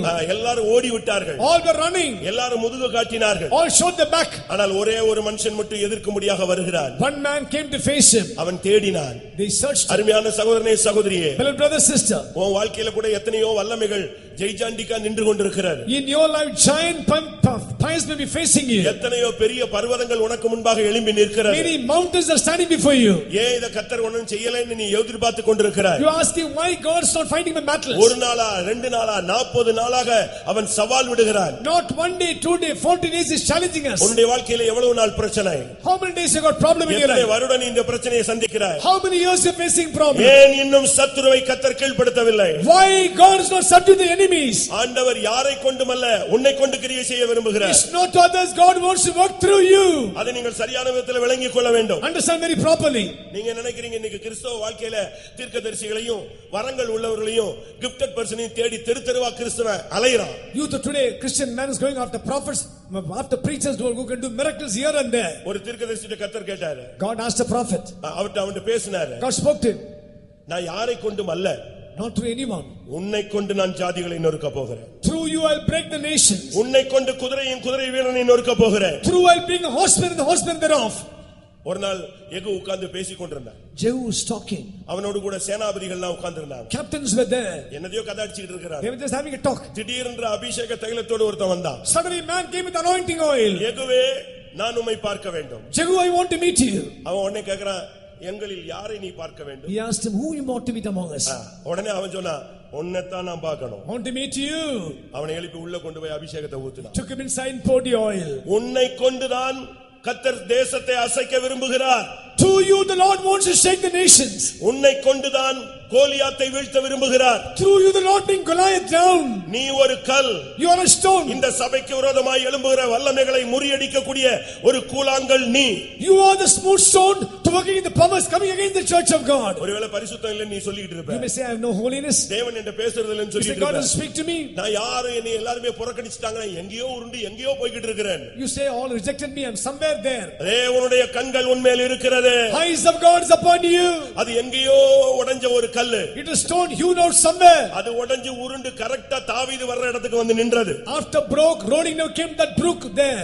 எத்தனை பேர் விசுவாசிக்கிறீர்கள்? How many of you believe? இன்றைக்கு கர்த்தர் உன்னை இந்த சபையிலே ஒரு கூழாங்கல்லாய் தேவன் எடுக்க போகிறார். Today in this church God wants to make a smooth stone. உன்னை கொண்டு குடும்பங்களை விடுவிக்கும்படியாக, God to deliver families through you. சத்துருவை வீழ்த்தும்படியாக, To bring down the enemies. பிசாசின் கிரியைகளை அழிக்கும்படியாக, Destroy the works of the devil. மந்திரவாத கட்டுகளை அறுக்கும்படியாக, Break the power of the magical power. வலு சர்ப்பத்தின் தலையை நசுக்கும்படியாக, Crush the power of the serpent. உன்னை கொண்டு செய்வனைகளையும் மந்திரவாதங்களையும் நிர்மூலமாக்கும்படியாக, Destroy power of witchcraft magical powers. அந்த 5 கல்லுல நீ ஒரு கல்லாய் மாறுவாயாக. You will become one stone of the 5 stones. இன்றைக்கு எத்தனை பேர் அந்த கிருபையை வரங்களையும் வல்லமையும் பெற்றுக்கொண்ட ஒரு கூழாங்கற்களாய் மாற How விரும்புகிறீர்கள்? many of you will become a small stone to see that power and authority in your life? மனுஷன் உன்னை புறக்கணிக்கலாம், Man may reject you. மனிதர்கள் உன்னை அவமானப்படுத்தலாம், Man may despise you. உன்னை தேடி ஒருவர் வருகிறார். There's one star coming in search of உன்னை you. தன்னுடைய கரத்தில் எடுத்து தன்னுடைய ஆயுதமாய் மாற்ற He விரும்புகிறார். won't take in his hand, make you a weapon.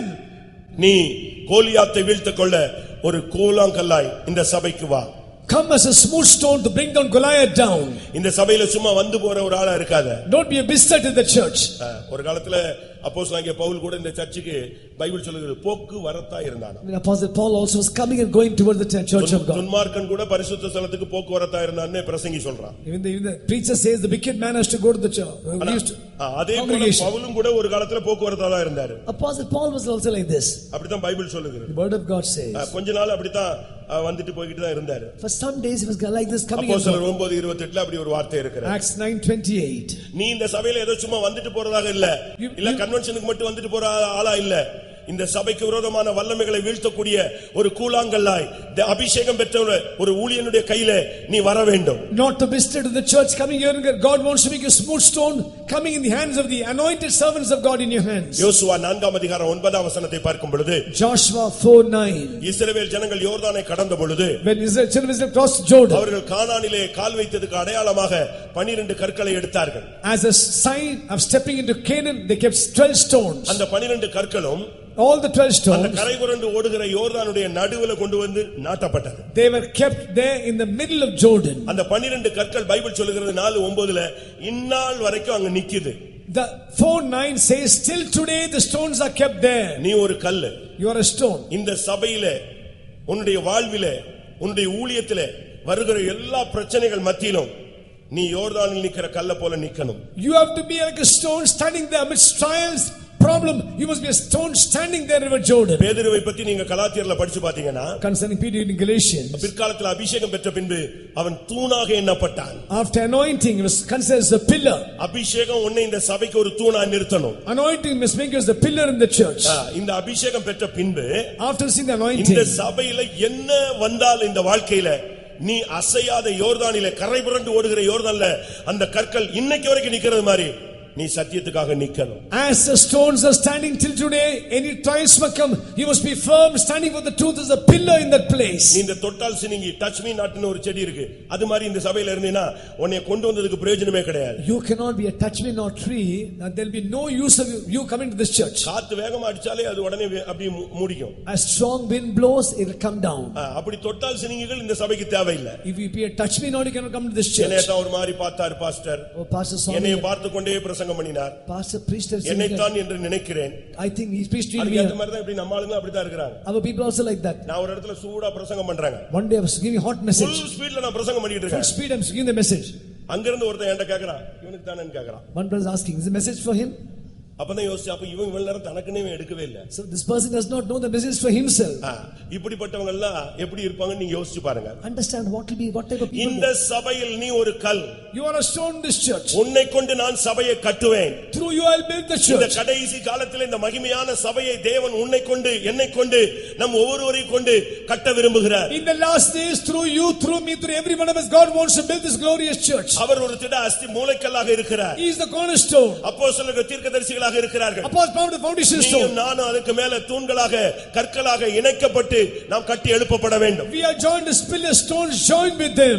என்ன வந்தாலும் சரி, Whatever may come, என்ன நடந்தாலும் சரி, anything may happen. நீ சொல்லணும், என்னை போன்றவன் ஓடி போவானோ? He said, will anyone run away like me? நான் மரிக்க வேண்டியதா இருந்தாலும் நான் உம்மை மறுதலிக்க மாட்டேன். Even if I die, I will not deny.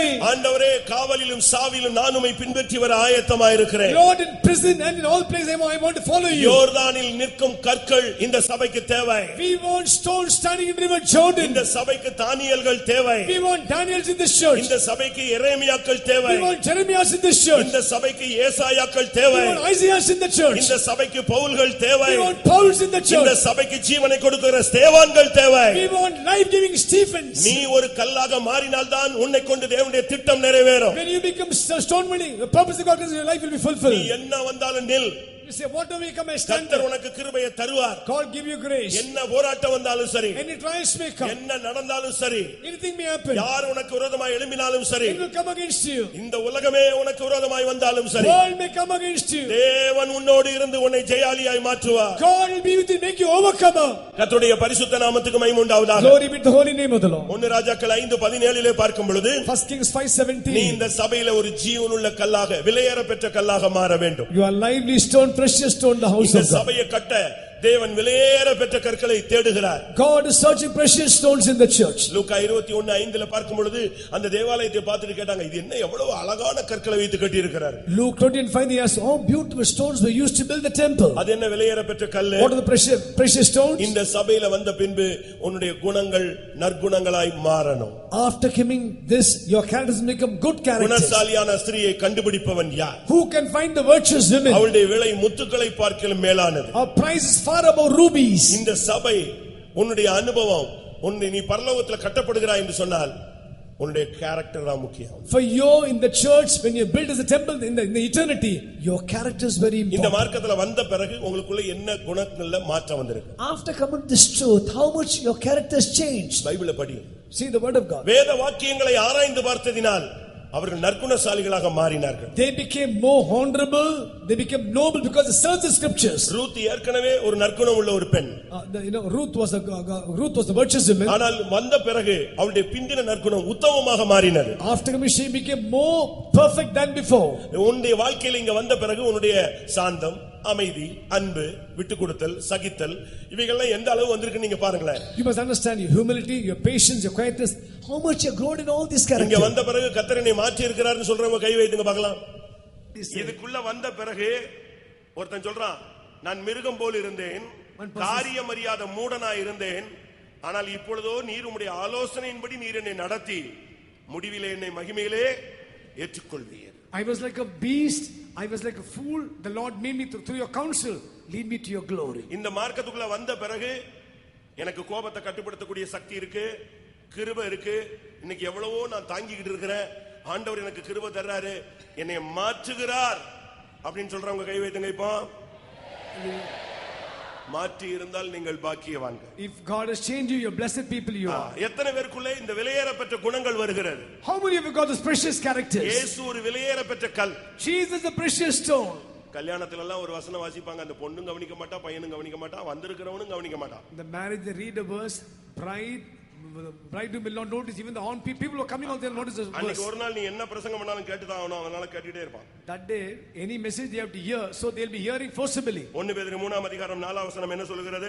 1 Peter chapter 3 verse 4, what is he saying? அழியாத அலங்கரிப்பா இருக்கிற சாந்தமும் அமைதியிலும் உள்ள ஆவியாகிய இருதயத்தில் மறைந்திருக்கிற குணமே உங்களுக்கு அலங்காரமாய் இருக்க கடவுது, அதுவே தேவனுடைய பார்வையில் விலையேற பெற்ற கற்கள். Let it be a hidden man in the heart that's corruptible, even the onward meek and quiet spirit, with sight of God of great price. இன்னைக்கு நம்ம யாருமே குணங்கள் எல்லாம் பார்க்கிறதே கிடையாது. We don't see our characters. பணத்தை பார்க்கறான், We see the money, அழக பார்க்கறான், see the beauty. ABCD எல்லாம் பார்க்கறான்னு நீ கல்யாணத்துல எல்லா பிரசங்கத்திலும் நீ கேட்டிருப்பீங்க. You see the message say ABCD. Pastor Bobby இருக்கும் பொழுது Pastor Bobby, ஒரு விசுவாசி அம்மா வந்து அவங்கள்ட்ட பேசினாராம். one believer came and spoke to him. ஐயா, நான் பொண்ணு பார்த்தேன், என் பையனுக்கு சரியான பொண்ணே கிடைக்கல. He said, Pastor, I saw for a girl, எங்க a boy, வசதிக்கு I ஏத்த made a good suitor proposal. மாதிரி, எங்களுடைய வசதிக்கு ஏத்த மாதிரி, எங்களுடைய அந்தஸ்துக்கு ஏத்த மாதிரி கிடைக்கவே இல்லை. To our prestige, we could not get a girl. சிபிஎம்ல இல்லங்க அப்படின்ட்டாங்க. No girl in CPM itself. அதனால அப்படின்னு கேட்டாரு. So what? So நான் வேற ஒரு சபையில ஒரு பொண்ணு பார்த்திருக்கேன். some good girls in other church. பொண்ணு வந்து கிளி மாதிரி அப்படின்னு. Girl is like parrot. சரிம்மா ரைட்டுமா நல்லதுமா பண்ணிக்கோங்கம்மா. I said, very good, you go for that. Okay அதுக்கு பிறகு என்ன பண்றது? What can we do? அவங்க போய் அவனே கல்யாணம் முடிஞ்சு போச்சு. Marriage is over. ஒரு 2 மாசம் கழிச்சு அந்த அம்மா வந்தாங்க. After 2 months the mother came. அழுதுகிட்டே வந்தாங்க. Came with tears. பாஸ்டர் கேட்டார் என்னம்மா பிரச்சனை? What happened? What first? ஏன்னா அவங்க கல்யாணத்துக்கு தானே வெளியே போயிருக்காங்க, திருப்பி இங்க தானே சுத்துறான். After when they 99 விசுவாசி அப்படி தான் இருக்காங்க, கல்யாணத்துக்கு வெளியே போவான் திருப்பி இங்க வந்துருவான். married, they'll go out, other people come inside. ஆமா குழந்தைக்கு பேர் வைக்கிறதுக்கு இங்க வந்துருவான். To dedicate the child, they come here. ஏன்டா அப்படி ஒருத்தன் வந்தா? நான் சொன்னேன் நீ அங்க தானே கல்யாணம் கட்டின, அங்கேயே போய் பேர் வை. One person came here, I told him, you got married, go and dedicate child there. இந்த புது வருஷத்துல நான் பேர் வைக்கணும். ஆமா நீ வெளியே போய் கல்யாணம் கட்டுவே, நான் சென்டர் பாஸ்டர் உனக்கு பேர் வைக்கணும். போயிட்டே அந்த சபைக்கு போ, இல்லனா ரூம்ல வச்சு உனக்கு தனியா வைக்கிறேன் உனக்கு. You get married there, you want dedicate here, I அது cannot நான் வைக்க come to my room. உங்க லோக்கல் பிரதர் ரூம்ல வச்சு வைப்பான் உனக்கு. You come to your local brother will dedicate the child. இப்ப பாஸ்டர் வந்து சொன்னாங்க, அழுதுகிட்டே இருந்தாங்க, ஐயா அந்த பொண்ணை கட்டினதுல இருந்து நான் படாத பாடுபடுறேன். Pastor, the time I got married for this girl, I'm suffering so much. Pastor சொன்னாரு, அம்மா கிளிதானமா அது கொத்ததானமா செய்யும். He said, Pastor, parrot no, that will try to poke you. இன்னைக்கு யாரு குணத்தை பாக்குறது? Where you see the character? கர்த்தர் இந்த சபையில உன்னை கொண்டு வந்தது உன்னுடைய கேரக்டரை மாத்துறதுக்கு. God has brought you to the church to change your character. கொலைகாரனாகிய மோசேயை பூமியில் எங்கும் சாந்தமுள்ளவனாய் அவனை போல ஒருத்தன் இல்லைன்னு மாத்துறதுக்கு தான் கர்த்தர் அவனை தேடி போனார். Murderer Moses became the meekest man on the face of the earth. God went in search of him. பரிசுத்தவான்களை கொல்லும்படியாக ஒப்பு கொடுத்திருந்ததான அந்த சவுலை பவுலாய் மாற்றி இவனையே பரிசுத்தவானாய் மாற்றுகிறதான் கிறிஸ்தவ மார்க்கம். Saul went to destroy the saints, murder the saints. God made him as a saint and made him to make many more saints. இதுக்குள்ள வந்த பிறகு நீ ஒரு விலையேற பெற்ற கல்லாய் மாற வேண்டும். After coming to this church you become precious stone. உன்னை பார்த்தவன் சொல்லணும், இதுக்கு போன பிறகு அவனுடைய லைஃப் மாறிடுச்சு. They may say after going to this church his life is changed. அவனுடைய பேச்சு மாறி விட்டது. His words are changed. அவனுடைய சுபாவம் மாறி விட்டது. Characters are changed. இதுதான் கிறிஸ்தவத்தினுடைய புனிதத்தன்மை. It's the purity of Christians. 1 பேதுரு 2ஆம் அதிகாரம் 4-5 வசனங்களை பார்க்கும் பொழுது 1 Peter chapter 2 verse 4 and 5. இயேசு தன்னை ஜீவனுள்ள கல் என்று சொல்லுகிறார். Jesus says he is the lively stone. நாம் ஜீவனுள்ள கல்லாக அவரோடு சேர்த்து இணைக்கப்பட வேண்டும். We are joined as lively stones with நீ him. இந்த சபையில ஒரு அசையாத ஒரு கல் அல்ல, நீ ஒரு ஜீவனுள்ள கல். Not even an unshakable stone, you are a lively stone. இந்த சபையில சும்மா ஒரு கல் மாதிரி அப்படி எங்கயாவது ஒரு ஓரத்துல உட்கார்ந்துட்டு இருக்க கூடாது. Don't become a simply stone like a shell. இந்த கல்லுக்குள்ள ஒரு ஜீவன் இருக்கணும். There's the life in this stone. பேர் வைப்பாங்க லிவிங் ஸ்டோன், லிவிங் ஸ்டன்ன்றுவாங்க. லிவிங் ஸ்டன் இல்ல, லிவிங் ஸ்டோன். அவன் ஒரு ஜீவனுள்ள கல். He is a living stone. இன்னைக்கு எத்தனை பேர் ஜீவனுள்ள கல்லாக இருக்கிறீர்கள்? How many of you can see this? இந்த சபையிலே ஒரு ஜீவனுள்ள கல்லாக இருந்ததான் ஜீவனுள்ள கல்லாகிய உன்னை தன்னுடைய ஜீவனாகிய அதோடு இணைத்து ஆவிக்கேற்ற மாளிகையாக கர்த்தர் எழுப்புவார். God, if you are living stone, God wants to make you join with this life, make your spiritual habitation. இப்போ இங்க உட்கார்ந்திருக்கிற நீங்க ஜீவனுள்ள கல்லா இல்லையான்னு நான் இப்ப 2-3 வசனம் சொல்றேன், நீங்க கண்டுபிடிங்க. One word I'm going to tell you whether you can understand whether you are a lively stone or not. நீ ஜீவனுள்ள கல் இல்ல செத்து போனவன் சொன்னா உனக்கு டென்ஷன் ஆயிடுவே. நீயே கண்டுபிடிக்க சொன்னா நீ கண்டுபிடிச்சிருவே. See, if you are a living stone or dead stone, you will find out. If you find out, if I tell you, you'll get tension. You can find it out. எந்த மனுஷனுடைய விசுவாசம் கிரியை இல்லாமல் இருக்கிறதோ அவன் செத்து போன ஒரு கல். விசுவாசம் கிரியைகளில் இருந்தால் அவன் ஜீவனுள்ள கல். Oh, if a person's works are dead, his faith is dead, he does not have life. If he has got works according to the faith, he is lively. விசுவாசம் கிரியைகளோடு கூட ஜீவனோடு முயற்சி செய்து அது பூர்ணப்படுகிறது. Oh, if faith with works getting perfected. எந்த ஒரு தேவனுடைய விசுவாசியோ ஊழியனோ விசுவாச ஜீவியத்துல இல்லையோ அவன் செத்து போன ஒரு கல். அவனை கட்டினாலும் அதுல பிரயோஜனமே இருக்காது. Any servant to God believer was dead in faith, he is of no use. Even his built also will be of no use. இரண்டாவது, secondly, சுகபோகமாய் வாழ்கிறவள் உயிரோடு செத்தவள். He that is living in pleasure is dead alive. இந்த எளிமையின் மார்க்கத்துக்குள்ளே, இந்த சிலுவை மார்க்கத்துக்குள்ளே, இந்த கல்வாரி மார்க்கத்துக்குள் வந்த பின்பு உன்னுடைய வாழ்க்கையிலே நீ சுகபோகத்தை விரும்பினால் நீ இந்த சபையிலே ஜீவன் இல்லாத ஒரு கல். In the path of the Christian life, if you are coming here looking at the vision of the cross, if you are living a luxurious life, you are dead in the church. இந்த மார்க்கத்திலே கர்த்தர் உன்னை கொண்டு வந்தது ஒரு car கொடுக்கவோ 4 வீடு கட்டவோ 7 பிள்ளைகளை பெற்றுக்கொள்ளவோ அல்ல.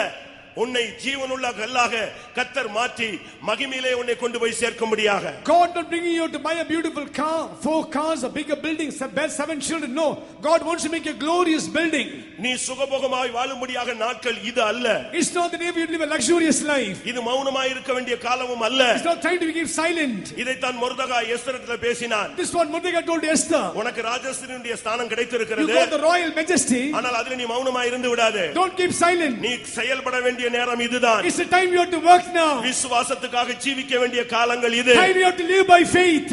மூன்றாவது, Thirdly, சர்தை சபையை நாம் பார்க்கும் பொழுது Church of Sardis. வெளிப்படுத்தல் 3ஆம் அதிகாரம் முதல் 2 வசனங்களில் Revelation 3 verse 1 and நீ 2. உயிர் உள்ளவர் என்று பெயர் பெற்றும் நீ செத்தவனாக இருக்கிறாய். I know there was a name, the word livest, the word dead. அப்படினா என்ன அர்த்தம்? What's the meaning? நீ ஒரு நடமாடும் பிணமாக சபையிலே இருக்கிறாய். You are a dead body moving in the church. சர்ச்சில நீ இருக்கிற, You are in the church. ஆனா நீ விழித்துக்கொண்டு உன்னை சரிப்படுத்து.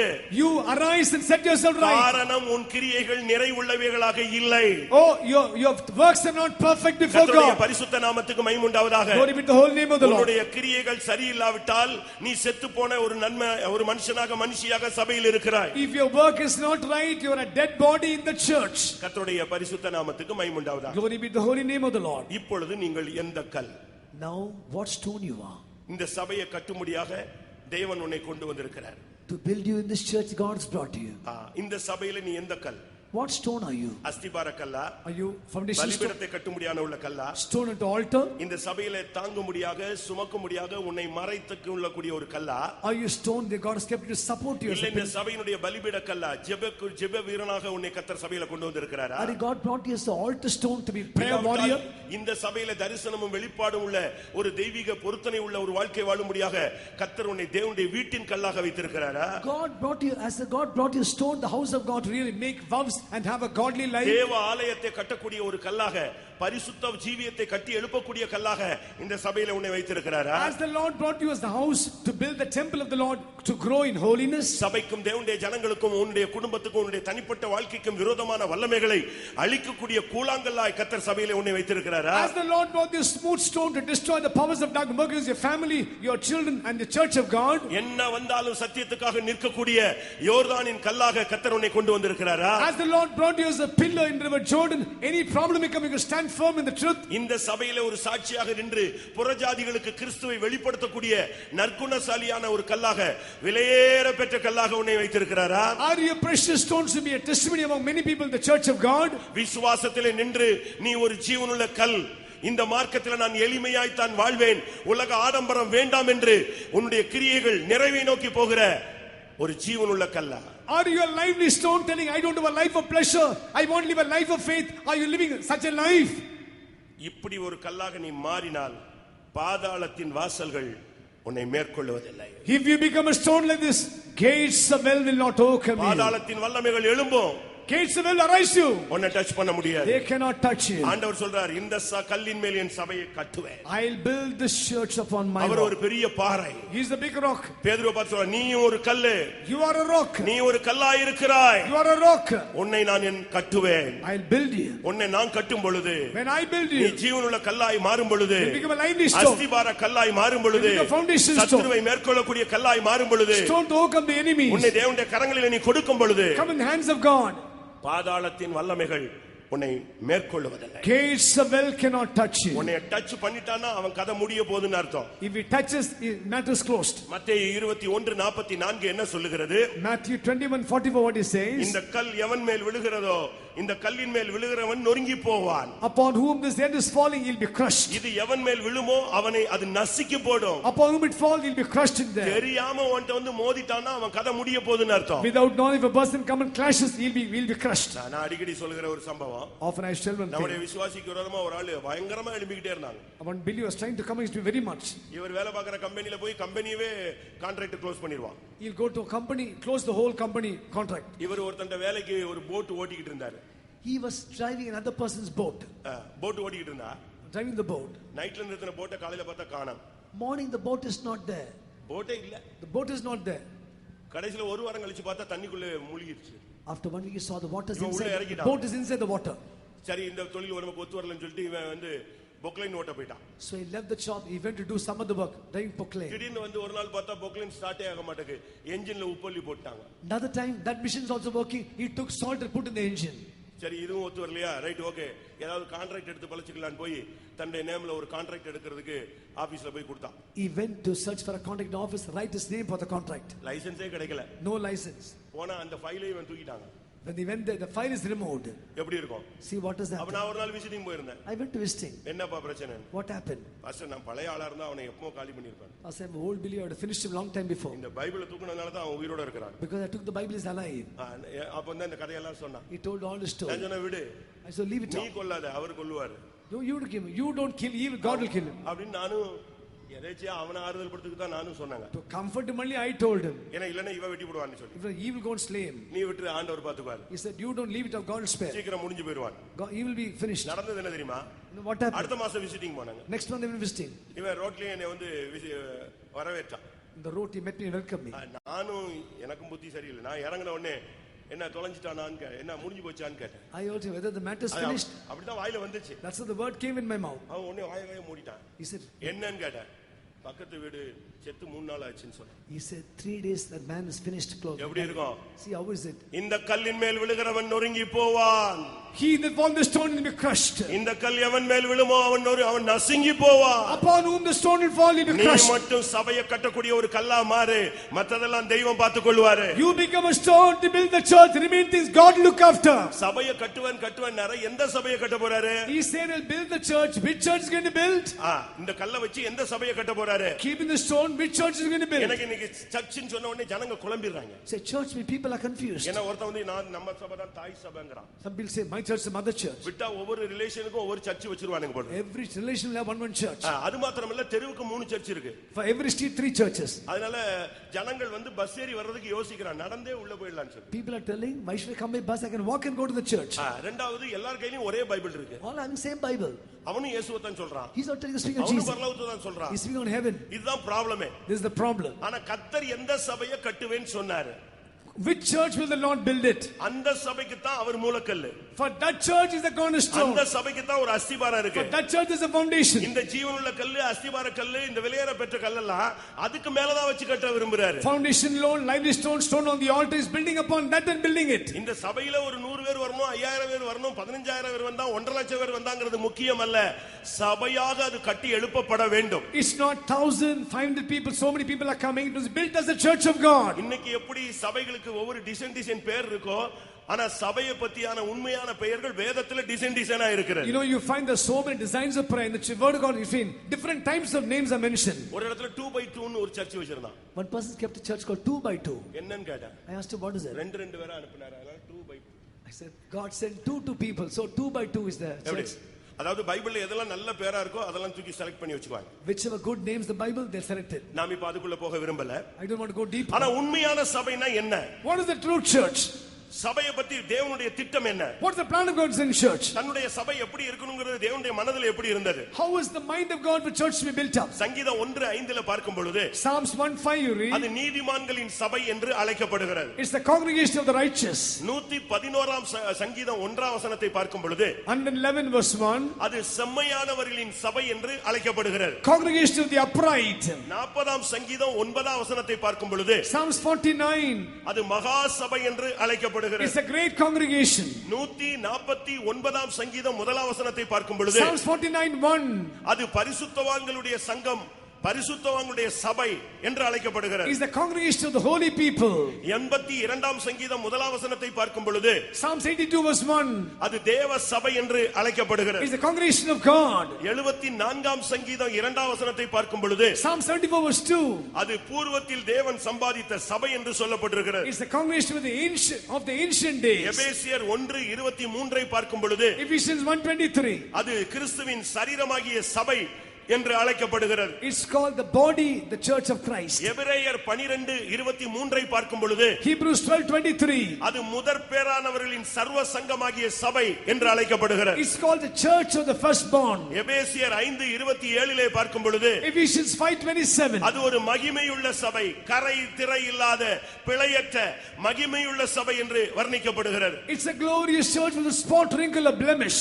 அப்போஸ்தலர் 20:28 பார்க்கும் பொழுது Acts 20:28. 28. தன்னுடைய சுய இரத்தத்தினாலே சம்பாதிக்கப்பட்ட சபை என்று அதை குறித்து அவர் வைராக்கியமாய் பேசுகிறார். Church purchased by his own blood, he speaks in a very zealous way. கர்த்தருடைய பரிசுத்த நாமத்துக்கு மகிமை உண்டாவதாக. Glory be to the holy name of the Lord. ஆனபடியால் தேவனுடைய சபையை குறித்த திட்டம் அவருக்கு தெளிவாக இருக்கிறது. He is very clear about the vision, about the purpose of அது church. செம்மையான ஜனங்கள் இருக்கிற வேண்டிய சபை. Place where the upright people will be there. அது நீதிமான்கள் பாவத்திலிருந்து விலகி இயேசுவின் இரத்தத்தினாலும் வசனத்தினாலும் விசுவாச ஜீவியத்தினாலும் நீதிமான்களாய் மாற்றப்பட்டவர்கள் இருக்க வேண்டிய சபை. Place where righteous people whose sins are forgiven, living a life of faith, they will be abiding there. அது பரிசுத்தவான்களின் சபை. It's a congregation of the holy people. பிரியமானவர்களே, அது முதற் பேரானவர்களின் சபை. It's the church of the firstborn. கர்த்தருடைய பரிசுத்த நாமத்துக்கு மகிமை உண்டாவதாக. Glory be to the holy name of the Lord. இன்றைக்கு சபைகளை குறித்த பலவிதமான வித்தியாசமான விளக்கங்கள் இருக்கிறது. There are different explanations about the church.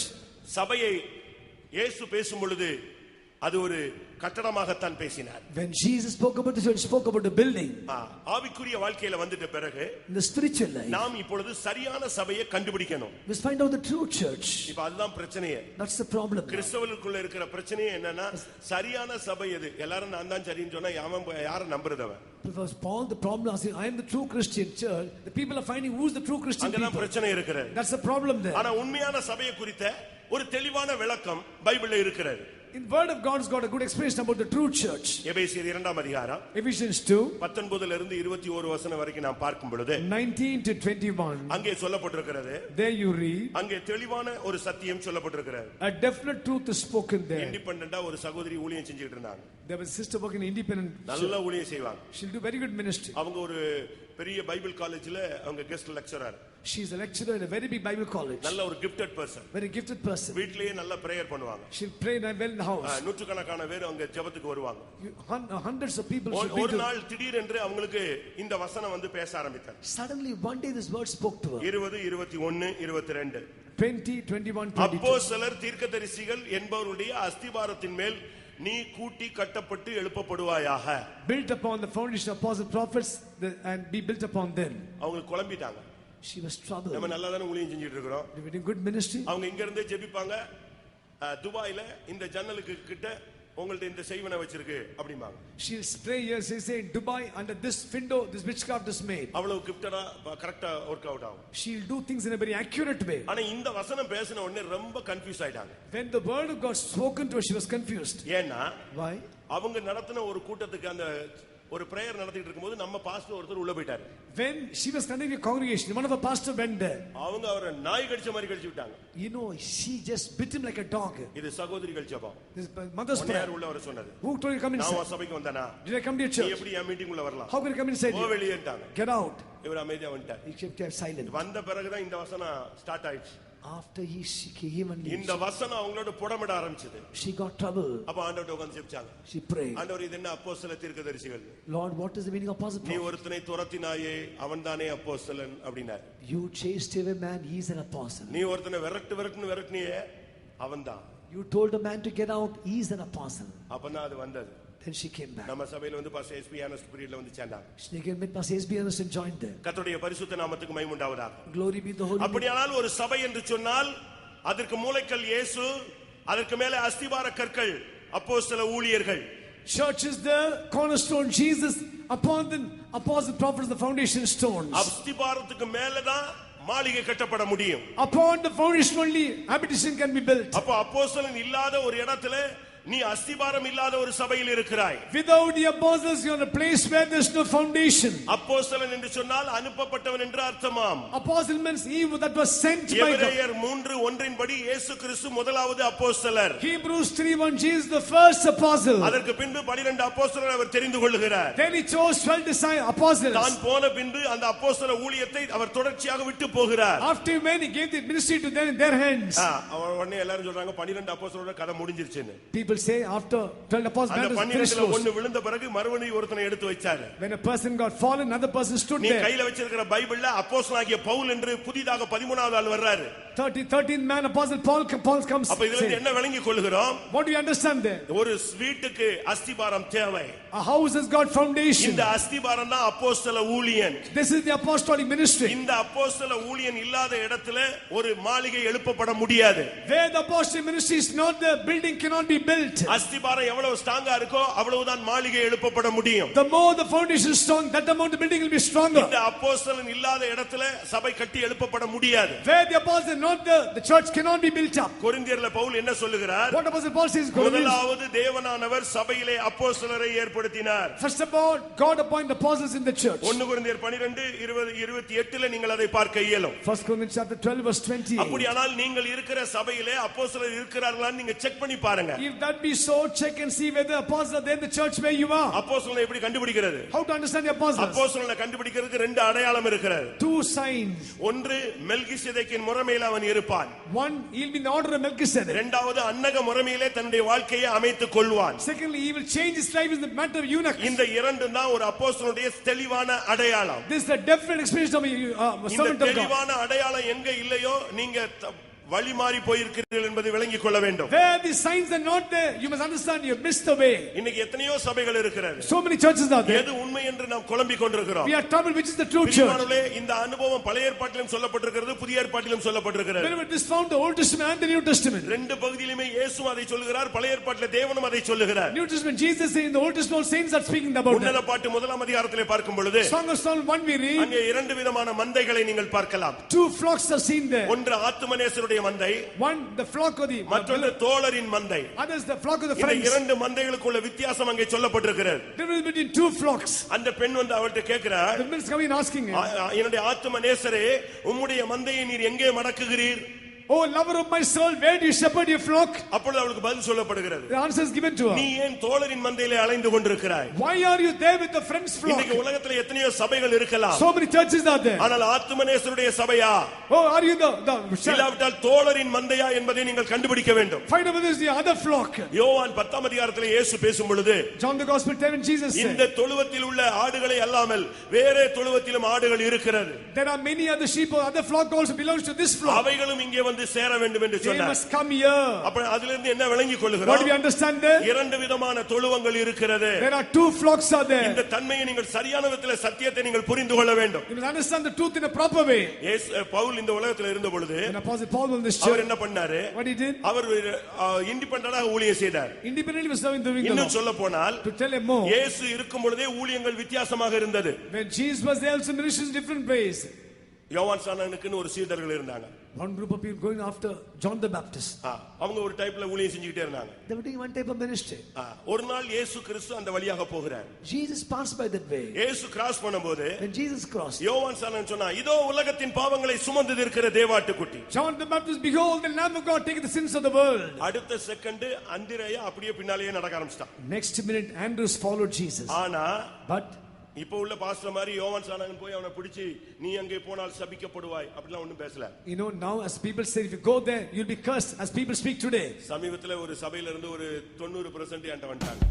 Recently, about 90% of one church came to our church. அந்த சபை பாஸ்டருடைய பையன் 2 வாரத்துக்கு முன்னால நம்ம சபைக்கு வந்த ஒரு விசுவாசியை போயிட்டு காலி பண்ணிடுவேன்ட்டான்.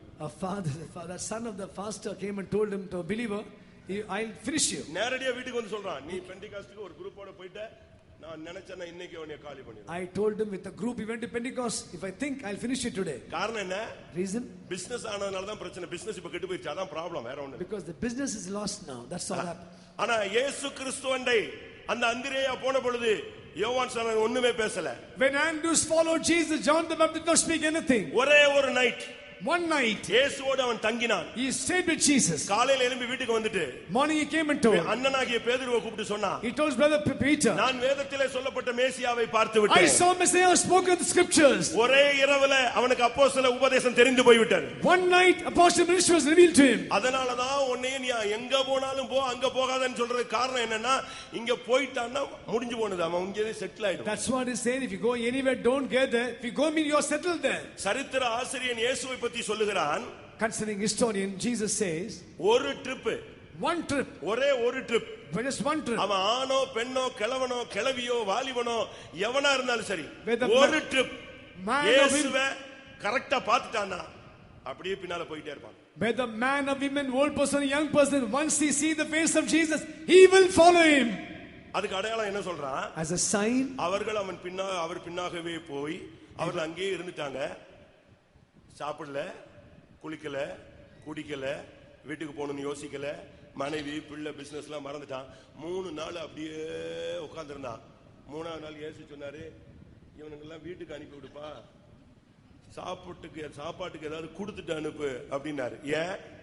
3 நாள் மெய் மறந்து போயிட்டான். ஒரு ட்ரிப் பார்த்தா போதும், ஒரு ட்ரிப் நீங்க வா, வாழ்நாளெல்லாம் நிற்பாய். Only once you come, all the whole days of your life you'll be following Jesus. கர்த்தருடைய பரிசுத்த நாமத்துக்கு மகிமை உண்டாவதாக. Glory be the holy name of the Lord. அந்த ஒரே தரம், அந்த ஈர்ப்பு அவனை மனிதனை பிடிக்கிறவனாக மாற்றி விட்டது.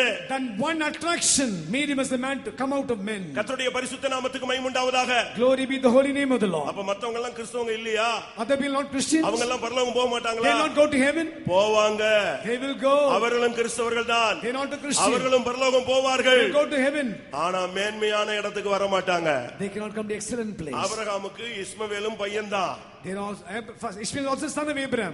ஈசாக்கும் பையன்தான். Isaac also son. கேத்துராளுக்கு ஒரு 6 பிள்ளைங்க இருந்துச்சு, அதுவும் ஆபிரகாமுடைய பிள்ளைங்க தான். Keturah had 6 sons. They are also sons of Abraham. Birth சர்டிபிகேட்ல அவனும் ஆபிரகாம் தான் போடுவான். In the birth certificate even his name is there. இஸ்மவேல கேட்டா அவன் தான் நான் ஃபர்ஸ்ட் சைல்ட், ஃபர்ஸ்ட் born அப்படிமா. Ishmael will say I am the firstborn for Abraham. அடுத்து கேத்துரால கேட்டா என் பிள்ளைங்க தான் ஆகாருக்கு முன்னாலே சாராளுக்கு முன்னாலே இருந்ததுன்னு கூட ஒரு லிஸ்ட் சொல்லுவா. Keturah will say I am more senior than Sarah. எல்லாரும் son of போடும்போது ஆபிரகாம் தான் வருவாரு. All will say son of Abraham will come as father. ஆனா பைபிள் என்ன சொல்லுது? What the Bible says? ஆதியாகமம் 25:6ல ஒரு டைம் வந்த பொழுது ஒவ்வொரு பிள்ளைகளுக்கும் ஷேர் கொடுக்கறான். ஒருத்தனை நன்கொடை கொடுத்து அனுப்பி விடுறான், ஒருத்தனுக்கு இன்னும் கொஞ்சம் செட்டில் பண்ணி கொடுத்து அனுப்பிடுறான். ஒரே ஒரு பையன் தான் சுதந்திரவாளியா நின்னான். Genesis 25:6 says to one person he gave good gifts, another person he gave some more gifts, another person gave inheritance. ஒரே ஒரு ஆள் தான் சுதந்திரவாளியாய் மாறினான். One person became heir. மத்த 7 பேருக்கு சுதந்திரவாளிங்கற அந்த பட்டம் கிடைக்கல. All the 7 did not become heirs. அந்த இடத்திலே இருக்க விடாம அவங்களை அனுப்பி விட்டான். He sent them from that place. அந்த குறிக்கப்பட்ட இடம் ஈசாக்குக்கு மட்டுமே. That place belongs only to Isaac. இஸ்மவேலுக்கு கிடையாது. Not Ishmael. அவன் ஏற்கனவே முதல்ல பிறந்தேன் கதை விட்டுக்கிட்டு இருந்தான். He said he was the firstborn. முதல் பிறப்பது முக்கியம் அல்ல. It's not your firstborn நீ there. வாக்குத்தத்தத்தின் சந்ததியா என்பதுதான் முக்கியம். He was going to seed in the promise. நாங்க 6 பேர் இருக்கறோம்னு ஒரு லிஸ்ட் கொடுத்தாங்க. They said we are 6 people. அவங்களுக்கு நன்கொடையை கொடுத்து அனுப்பி He விட்டார். gave good gifts and sent them. அது என்ன நன்கொடை? What the good gifts? உனக்கு இந்த உலகத்துல கார் கொடுப்பாரு, வீடு கொடுப்பாரு, சபை கொடுப்பாரு, ஆயிரக்கணக்கான ஆத்துமாக்களை கொடுப்பாரு. ஆனால் பரலோக ராஜ்யத்தின் மேன்மையான இடம் உனக்கு கிடைக்காது. You will get car, building thousands of soul, but excellent place, the heaven you will not get it. கர்த்தருடைய பரிசுத்த நாமத்துக்கு மகிமை உண்டாவதாக. Glory be to the holy name of the நீங்கள் Lord. சத்தியத்தை சரியான விதத்தில் புரிந்து கொள்ள வேண்டும். Understand the truth properly. சரியான ஒரு அனுபவத்தை நீங்கள் பெற்றுக்கொள்ள வேண்டும். You need a different experience. இந்த ஊழியம் அன்னக ஊழியம். This ministry is the unique இந்த ministry. அப்போஸ்தலர்கள் மெல்கிசேதேக்கின் பிரதிஷ்டையின்படி உள்ளவர்கள். It's the ministry according to the order of Melchizedek. இந்த அன்னகன் கையில நீ வந்தால்தான் உன்னுடைய வாழ்வு சீர்பட ஆரம்பிக்கும். Unless you come in the hands of the eunuch, your life can be reproved and இந்த corrected. அன்னகன் தான் அந்த எத்தியோப்பிய மந்திரியாக இருந்தான். This Ethiopian eunuch அந்த was the eunuch. பொக்கிஷ சாலைக்கு அவன் முக்கியஸ்தனாக இருந்தான். He was the keeper of the queen's treasures. ஊழியங்களில் வித்தியாசம் உண்டு. Difference in ministries. தேவன் ஒருவரே. God is one. டிஜிஎஸ் தினகரன்ட்ட பாஸ்டர் எஸ்பி அனஸ்ட் பேசும் பொழுது When to Dr. D.J. Zinnakan was SBN spoke to our him, மறுமொழியாக சொன்னார், he told him, எனக்கு கொடுக்கப்பட்டது சுவிசேஷம், he said, my ministry is நான் gospel. அது வரைக்கும் ஊழியம் செய்றேன். That much I can do. உங்களுக்கு கொடுக்கப்பட்டது உபதேசம், For you, doctrine is நான் ஒருவனை கிறிஸ்துவண்டை கொண்டு வருகிறேன், I'll bring a man to Christ. நீங்கள் அவனை கிறிஸ்துவாக மாற்றுங்கள். You'll make him Christ. அதுதான் அப்போஸ்தல ஊழியத்தினுடைய top. That's the excellency of the apostolic ministry. அருமையான சகோதரனே சகோதரியே, Beloved brother, sister, ஒருவனை கிறிஸ்துவண்டை கொண்டு வருவது மாத்திரமல்ல, not to bring a person to அவனை Christ. கிறிஸ்துவாய் மாற்றுவதுதான் ஊழியம். Make a man as Christ, that's the ministry. இதை நீங்கள் எஸ்தரின் புத்தகத்திலே பார்க்கலாம். In the book of Esther, பல கன்னிப்பெண்கள் அங்கே சேர்க்கப்பட்டார்கள். so many virgins were brought அவர்கள் there. கொண்டு போய் அன்னகர்கள் கையிலே கொடுக்கப்பட்டார்கள். They were kept in the hand of eunuchs. அவர்களை ராஜஸ்திரியாக மாற்றி கொண்டு வந்து நிறுத்தினார்கள். Eunuchs made them as royal people and brought them in the கர்த்தருடைய king. பரிசுத்த நாமத்துக்கு மகிமை உண்டாவதாக. Glory be to the holy இந்த name of கடைசி காலங்களில் கர்த்தர் உன்னை சபையிலே இணைக்க விரும்புகிறார். In the last days, God wants joining in the church. சரியான சபையில் நீ வர வேண்டும். You must come to the right church. சரியான கட்டடத்தில் நீ இணைய வேண்டும். Join the right building. அப்பொழுதுதான் அந்த மாளிகை ஜீவனுள்ள மாளிகையாய் கட்டி Then எழுப்பப்படும். the habitation become a lively tabernacle. பரிசுத்த ஆலயமாக, Holy habitation. ஆவிக்கேற்ற மாளிகையாக, A spiritual tabernacle. தேவனுடைய வாசஸ்தலமாக Habitation of நீ God. கட்டி எழுப்பப்பட முடியும். It is the temple of God. அந்த சபையை தான் பாதாளத்தின் வாசல்கள் மேற்கொள்வதில்லை. That church when the gates of hell cannot overcome it. கர்த்தருடைய பரிசுத்த நாமத்துக்கு மகிமை உண்டாவதாக. Glory be to the holy name of the Lord. ஒருத்தர் சொன்னாரு இந்த டிபிஎம் காரங்க பரலோகத்தையே அப்படியே கூறு போட்டுறானுங்கன்னு சொல்றாங்க. One person told the TPM people try to divide heaven. பரலோக ராஜ்யங்கிறது ஒரே இடம் தான், காமன் பிளேஸ் தான். ஆனா இவங்க தான் அப்படியே பிரிச்சு திருச்சிட்டாங்கன்னு சொல்றாங்க. Is a common place. These people divide the heaven. அப்படிலாம் கிடையாது. It's not so. அப்படி கிடையாதுங்கிறது உங்களுக்கு எல்லாருக்கும் தெரியும். You all know it's not so. உலகத் தோற்றம் முதல் உண்டாக்கப்பட்ட ஒரு இடம் இருக்கிறது. It's the place before the foundation of the world. அது மத்தேயு 25ஆம் அதிகாரத்தில் நீங்க பார்க்க முடியும். You see Matthew 25. இயேசு யோவான் 14ல சொல்றார், நான் போய் ஒரு ஸ்தலத்தை ஆயத்தம் பண்ணிட்டு வரேன்னு சொல்றார். John the gospel what is Jesus, I go to prepare a place for you. அப்ப இடங்களில் வித்தியாசம் உண்டுங்கிறது உங்களுக்கு தெரியும். You know there's a difference in places. புதிய வானம் புதிய பூமிங்கறதை நீங்க கேள்விப்பட்டிருப்பீர்கள். You heard about new heaven and new earth. வெளிப்படுத்தல் 21 22ஆம் அதிகாரத்தில் நீங்கள் அதை பார்க்க முடியும். Revelation 21:20 you can find these things. ஆனா அதே நேரத்துல புதிய எருசலேம்ங்கற ஒரு இடத்தை மணவாட்டி அழகாக பேசுகிறார். You speak about New Jerusalem, the bride there. யோவான் வெளிப்படுத்தல் 14:1ல சீயோனை குறித்து ஆண்டவர் பேசுகிறார். Revelation 14:1 the Lord speaks about Zion. பலவிதமான இடங்கள் உண்டு என்பதை நாம் புரிந்து கொள்ள வேண்டும். You know there are different explanations. பரலோகத்தின் எலிவேஷன் தான் சீயோன். Elevation of heaven is Zion. அந்த பெரிய அந்த அழகான மாளிகை தான் புதிய எருசலேம். That beautiful tabernacle, the habitation is New இதுதான் Jerusalem. மணவாட்டிக்கு உள்ள இடம். It's the place for the bride. இதை இன்னும் ஒரு செகண்ட்ல நான் விளக்கி சொல்கிறேன். I tell one more second. உன்னத பாட்டு 6ஆம் அதிகாரம் 7 8 9 வசனங்களை பார்க்கும் பொழுது Song of Solomon chapter 6 verse 7. அங்கே ஒரு கூட்டத்தை சொல்லி இருக்கிறார். A group of people are mentioned. ராஜஸ்திரீகள், மறுமனையாட்டிகள், கன்னியர்கள், queens, concubines. புறாவோ உத்தமியோ ஒருத்தி. My dove undefiled is one. இங்க 4 குரூப் சொல்லப்பட்டிருக்கிறது. You see 4 groups are there. ஒவ்வொன்றும் ஒவ்வொரு தன்மை உள்ளவர்கள். They got different characters. நான் ஆதியாகமம் 25:6ல சொன்னேன் மறுமனையாட்டிகளுக்கு எந்த இடம் கிடைச்சது, அவங்க பிள்ளைகளுக்கு என்ன நன்கொடை கிடைத்ததுன்னு நான் சொன்னேன். Genesis 25 heard the sons of the concubines what blessing you gifts they ஆனால் இந்த got. புறாவோ உத்தமியோ ஒருத்தி, அவள் தன் தாய்க்கு ஒரே பேரான பெண். My dove undefiled is one, she is the only one of her mother. அவ மட்டும் தான் மணவாட்டி ஸ்தானத்துக்கு போய் நிக்கிறாள். She goes the bride's place. இந்த ராஜஸ்திரீனா என்ன அர்த்தம்? What's the meaning of queens? அபிஷேகம் உண்டு, ஆனா அப்போஸ்தலனோட ஐக்கியம் கிடையாது. They have anointing but they don't join the apostles. அபிஷேகம் பெற்று நீங்க எங்கே இருக்கலாம். You be anointed and be found somewhere. நீ சொல்லுவ நான் ராஜஸ்திரீ எனக்கு அபிஷேகம் கிடைச்சிருக்குன்னு. You must say I'm a queen, I've got anointing. ஆனால் இந்த ஐக்கியத்துல இல்லன்னா நீ ராஜஸ்திரியா இருக்கலாம், மணவாட்டியா மாற முடியாது. If you don't join the fellowship you be a queen, you cannot become bride. அத நீங்க சத்தியத்தை நீங்க புரிந்து கொள்ள வேண்டும். Understand the truth. அடுத்து மறுமனையாட்டிகள். Then concubines. இவங்க எல்லாரும் பழைய ஏற்பாட்டு காலத்து பரிசுத்தவான்கள். All these are Old Testament saints. அடுத்து கன்னியருக்கு தொகையே இல்ல. Oh, virgins without number. ரட்சிக்கப்பட்ட ஜனங்கள் இரத்த சாட்சிகளாய் மரிக்கிறவர்களுக்கு தொகையே கிடையாது. Saved people dying as martyrs, no number. N புறாவோ N உத்தமியோ ஒருத்தியே. My dove undefiled is one. அவள்தான் சபையை கட்டும்படியான கல். She is a stone to build the church. அவள்தான் தன் தாய்க்கு அருமையானவள். She is beloved of her mother. கர்த்தருடைய பரிசுத்த நாமத்துக்கு மகிமை உண்டாவதாக. Glory be the name of the Lord. இந்த மூலைக்கல்லுன்னு சொன்னனே, cornerstone. இந்த அஸ்திபார கல்லுன்னு சொன்னனே, this foundation stone. இதுக்கு மேல ஜீவனுள்ள கல்லா கட்டறோம்னு சொன்னனே, building is lively stones. இது எப்படி கட்டுகிறார்? How he is building it? இது இசைவனைப்பாய் கட்டுகிறாரே, எப்படி கட்ட முடியும்? How we can build fitly framed together? கிறிஸ்தவம் ஒரு மனிதனை எப்படி உருவாக்குகிறது? How does Christian life build up a man? கிறிஸ்தவம் எப்படி ஒரு மனிதனை மாற்றுகிறது? How does Christian life change a man? அதத்தான் நீங்க சரியான விதத்தில் விளங்கிக் கொள்ள You must வேண்டும். understand very properly. கிறிஸ்தவத்தின் துவக்கம் சுவிசேஷம். The building of Christianity is gospel. கிறிஸ்தவத்தின் பூரணம் உபதேசம். Perfection God, the church is the Christianity is the doctrine. சுவிசேஷம் வேறு, உபதேசம் வேறு. Gospel is different, doctrine is different. சுவிசேஷம் துவக்கமானால் உபதேசம் முடிவு. Beginning is the gospel, end is the doctrine. சுவிசேஷம் ரட்சிப்பானால் மனம் திரும்புதலானால் உபதேசம் பூரணம். Gospel is the salvation means the perfection is doctrine. சுவிசேஷம் பிசாசை துரத்தும், உபதேசம் பிசாசின் கிரியைகளை அழிக்கும். Gospel will cast out demons and the doctrine will destroy the powers of the demons. சுவிசேஷம் பாவத்தை உணர்த்தும், உபதேசம் பாவம் இல்லாமல் ஒருவனை மாற்றும். Gospel will give conviction of sin but doctrine will make a man without sin. சுவிசேஷம் ஒருவனை அழ வைக்கும், உபதேசம் ஒருத்தனை கம்பீரிக்க வைக்கும். Gospel will make a man to cry, doctrine will make the man to triumph. இந்த உபதேசத்துக்குள்ள பெரிய வித்தியாசம் அதுதான். There's a difference between doctrines. மற்ற சபைகளுக்கு நமக்குள்ள வித்தியாசமே உபதேசம் தான். The doctrine other churches the doctrine. கர்த்தருடைய பரிசுத்த நாமத்துக்கு மகிமை உண்டாவதாக. Glory be the holy name. உபதேசத்துக்கு ஒரு சக்தி உண்டு. There's a power for the நான் doctrine. இப்ப பிரசங்கம் பண்றேன், நீ கேட்டுட்டு இருக்கும்போதே உன்னை கிளியர் பண்ணிட்டே வரும்.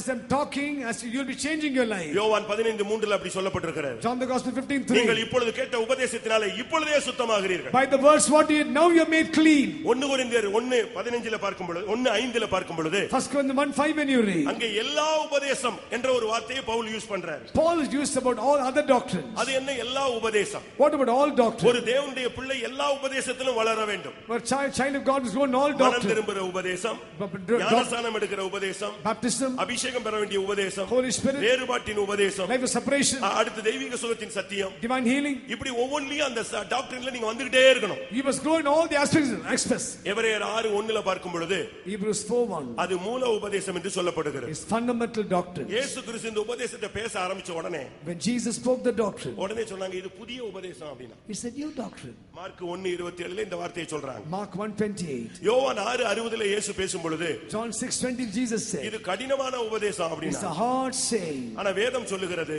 Word of God இந்த உபதேசம் தான் உன்னை பூரணப்படுத்தும். This doctrine only can perfect இந்த you. உபதேசத்தின்படி உன்னை நீ கட்டி எழுப்ப வேண்டும். You must build up your life on this doctrine. இது மூல உபதேசம். Fundamental doctrine. இது அப்போஸ்தல உபதேசம். Apostolic இது doctrine. அஸ்திபார உபதேசம்.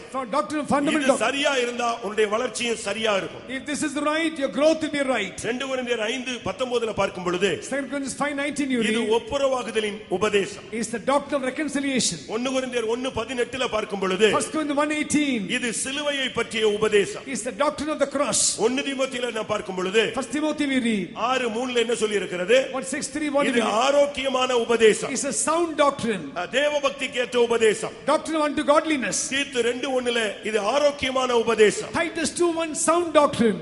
அப்படினா உபதேசத்திலே வித்தியாசம் இருக்கா? Are there difference in doctrines? ஒவ்வொன்னும் ஒவ்வொரு specialist. It's got difference.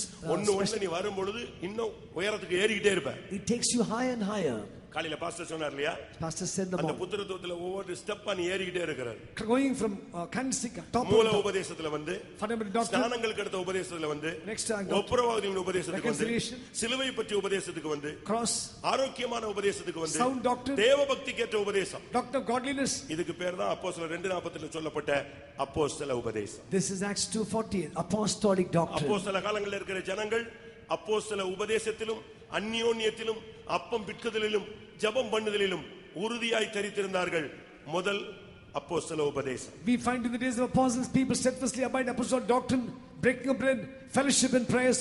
First is apostolic doctrine. இன்றைக்கு கர்த்தர் உன்னை சபையாய் கட்ட விரும்புகிறார். Today the Lord wants to build you as a இந்த church. சபையில கர்த்தர் உன்னை ஒரு கல்லாக வைத்திருக்கிறார். God has given you as a stone in the church. இந்த கல் தேவனுடைய கையில வரும் பொழுது உன்னை அவர் அழகாக கட்டி எழுப்புவார். When the stone comes in the hand of the Lord, He builds it beautifully. நான் ஒரு கல்லாய் என்னை ஒப்பு கொடுக்கிறேன் என்று எத்தனை பேர் சொல்ல முடியும்? How many will say I'm son as a stone God's presence? இந்த கல்லுக்கு எந்த பலவீனம் வந்தாலும் கர்த்தர் அதை மாற்ற போகிறார். This stone may have any weakness, God will change it. எல்லாரும் கல்லாய் மாறி தேவனுடைய சபையாய் கட்டி எழுப்பி மகிமையிலே நான் போக வேண்டும் என்று சொல்லுகிறவர்கள் கண்களை மூடுங்கள். Those who want to say I want to become a stone, become the building, I want to be caught when Jesus comes, you close your eyes. எல்லாரும் கண்களை மூடுங்கள். All close your eyes. ஆண்டவரே என்னை ஒரு கல்லாய் மாற்றும். Lord, make me as a stone. ஜீவனுள்ள கல்லாய் மாற்றும். Make me a lively stone. ஒரு கூழாங்கல்லாய் மாற்றும். Make me a smooth stone. சத்துருவின் வல்லமையை வீழ்த்தக்கூடிய அபிஷேகம் பெற்ற கல்லாய் Make மாற்றும். me anointed to bring down the enemies down.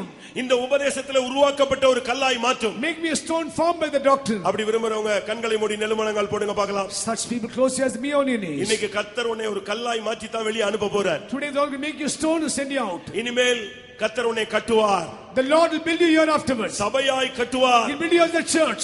உன்னை எந்த வல்லமையும் தொட முடியாது. No enemy can touch you. பாதாளத்தின் வாசல்கள் உன்னை மேற்கொள்வது இல்லை. Gates of hell cannot overcome you. உன்னை தொடுகிறவன் என் கண்மணியை தொடுகிறார். He that touches the apple of mine eye. ஒரு 5 நிமிடம் எல்லாரும் கண்களை மூடி முழங்கால் படியிடுவோம். 5 minutes shall you all close your eyes, be on your knees. கர்த்தர் சபையாய் மாறக்கூடிய கல்லுகளை அந்த நபர்களை கர்த்தர் அபிஷேகம் பண்ண போகிறார். Those stones who want to become the church, God wants to anoint them. அவசியம் இல்லாம யாரும் எழும்ப வேண்டாம்.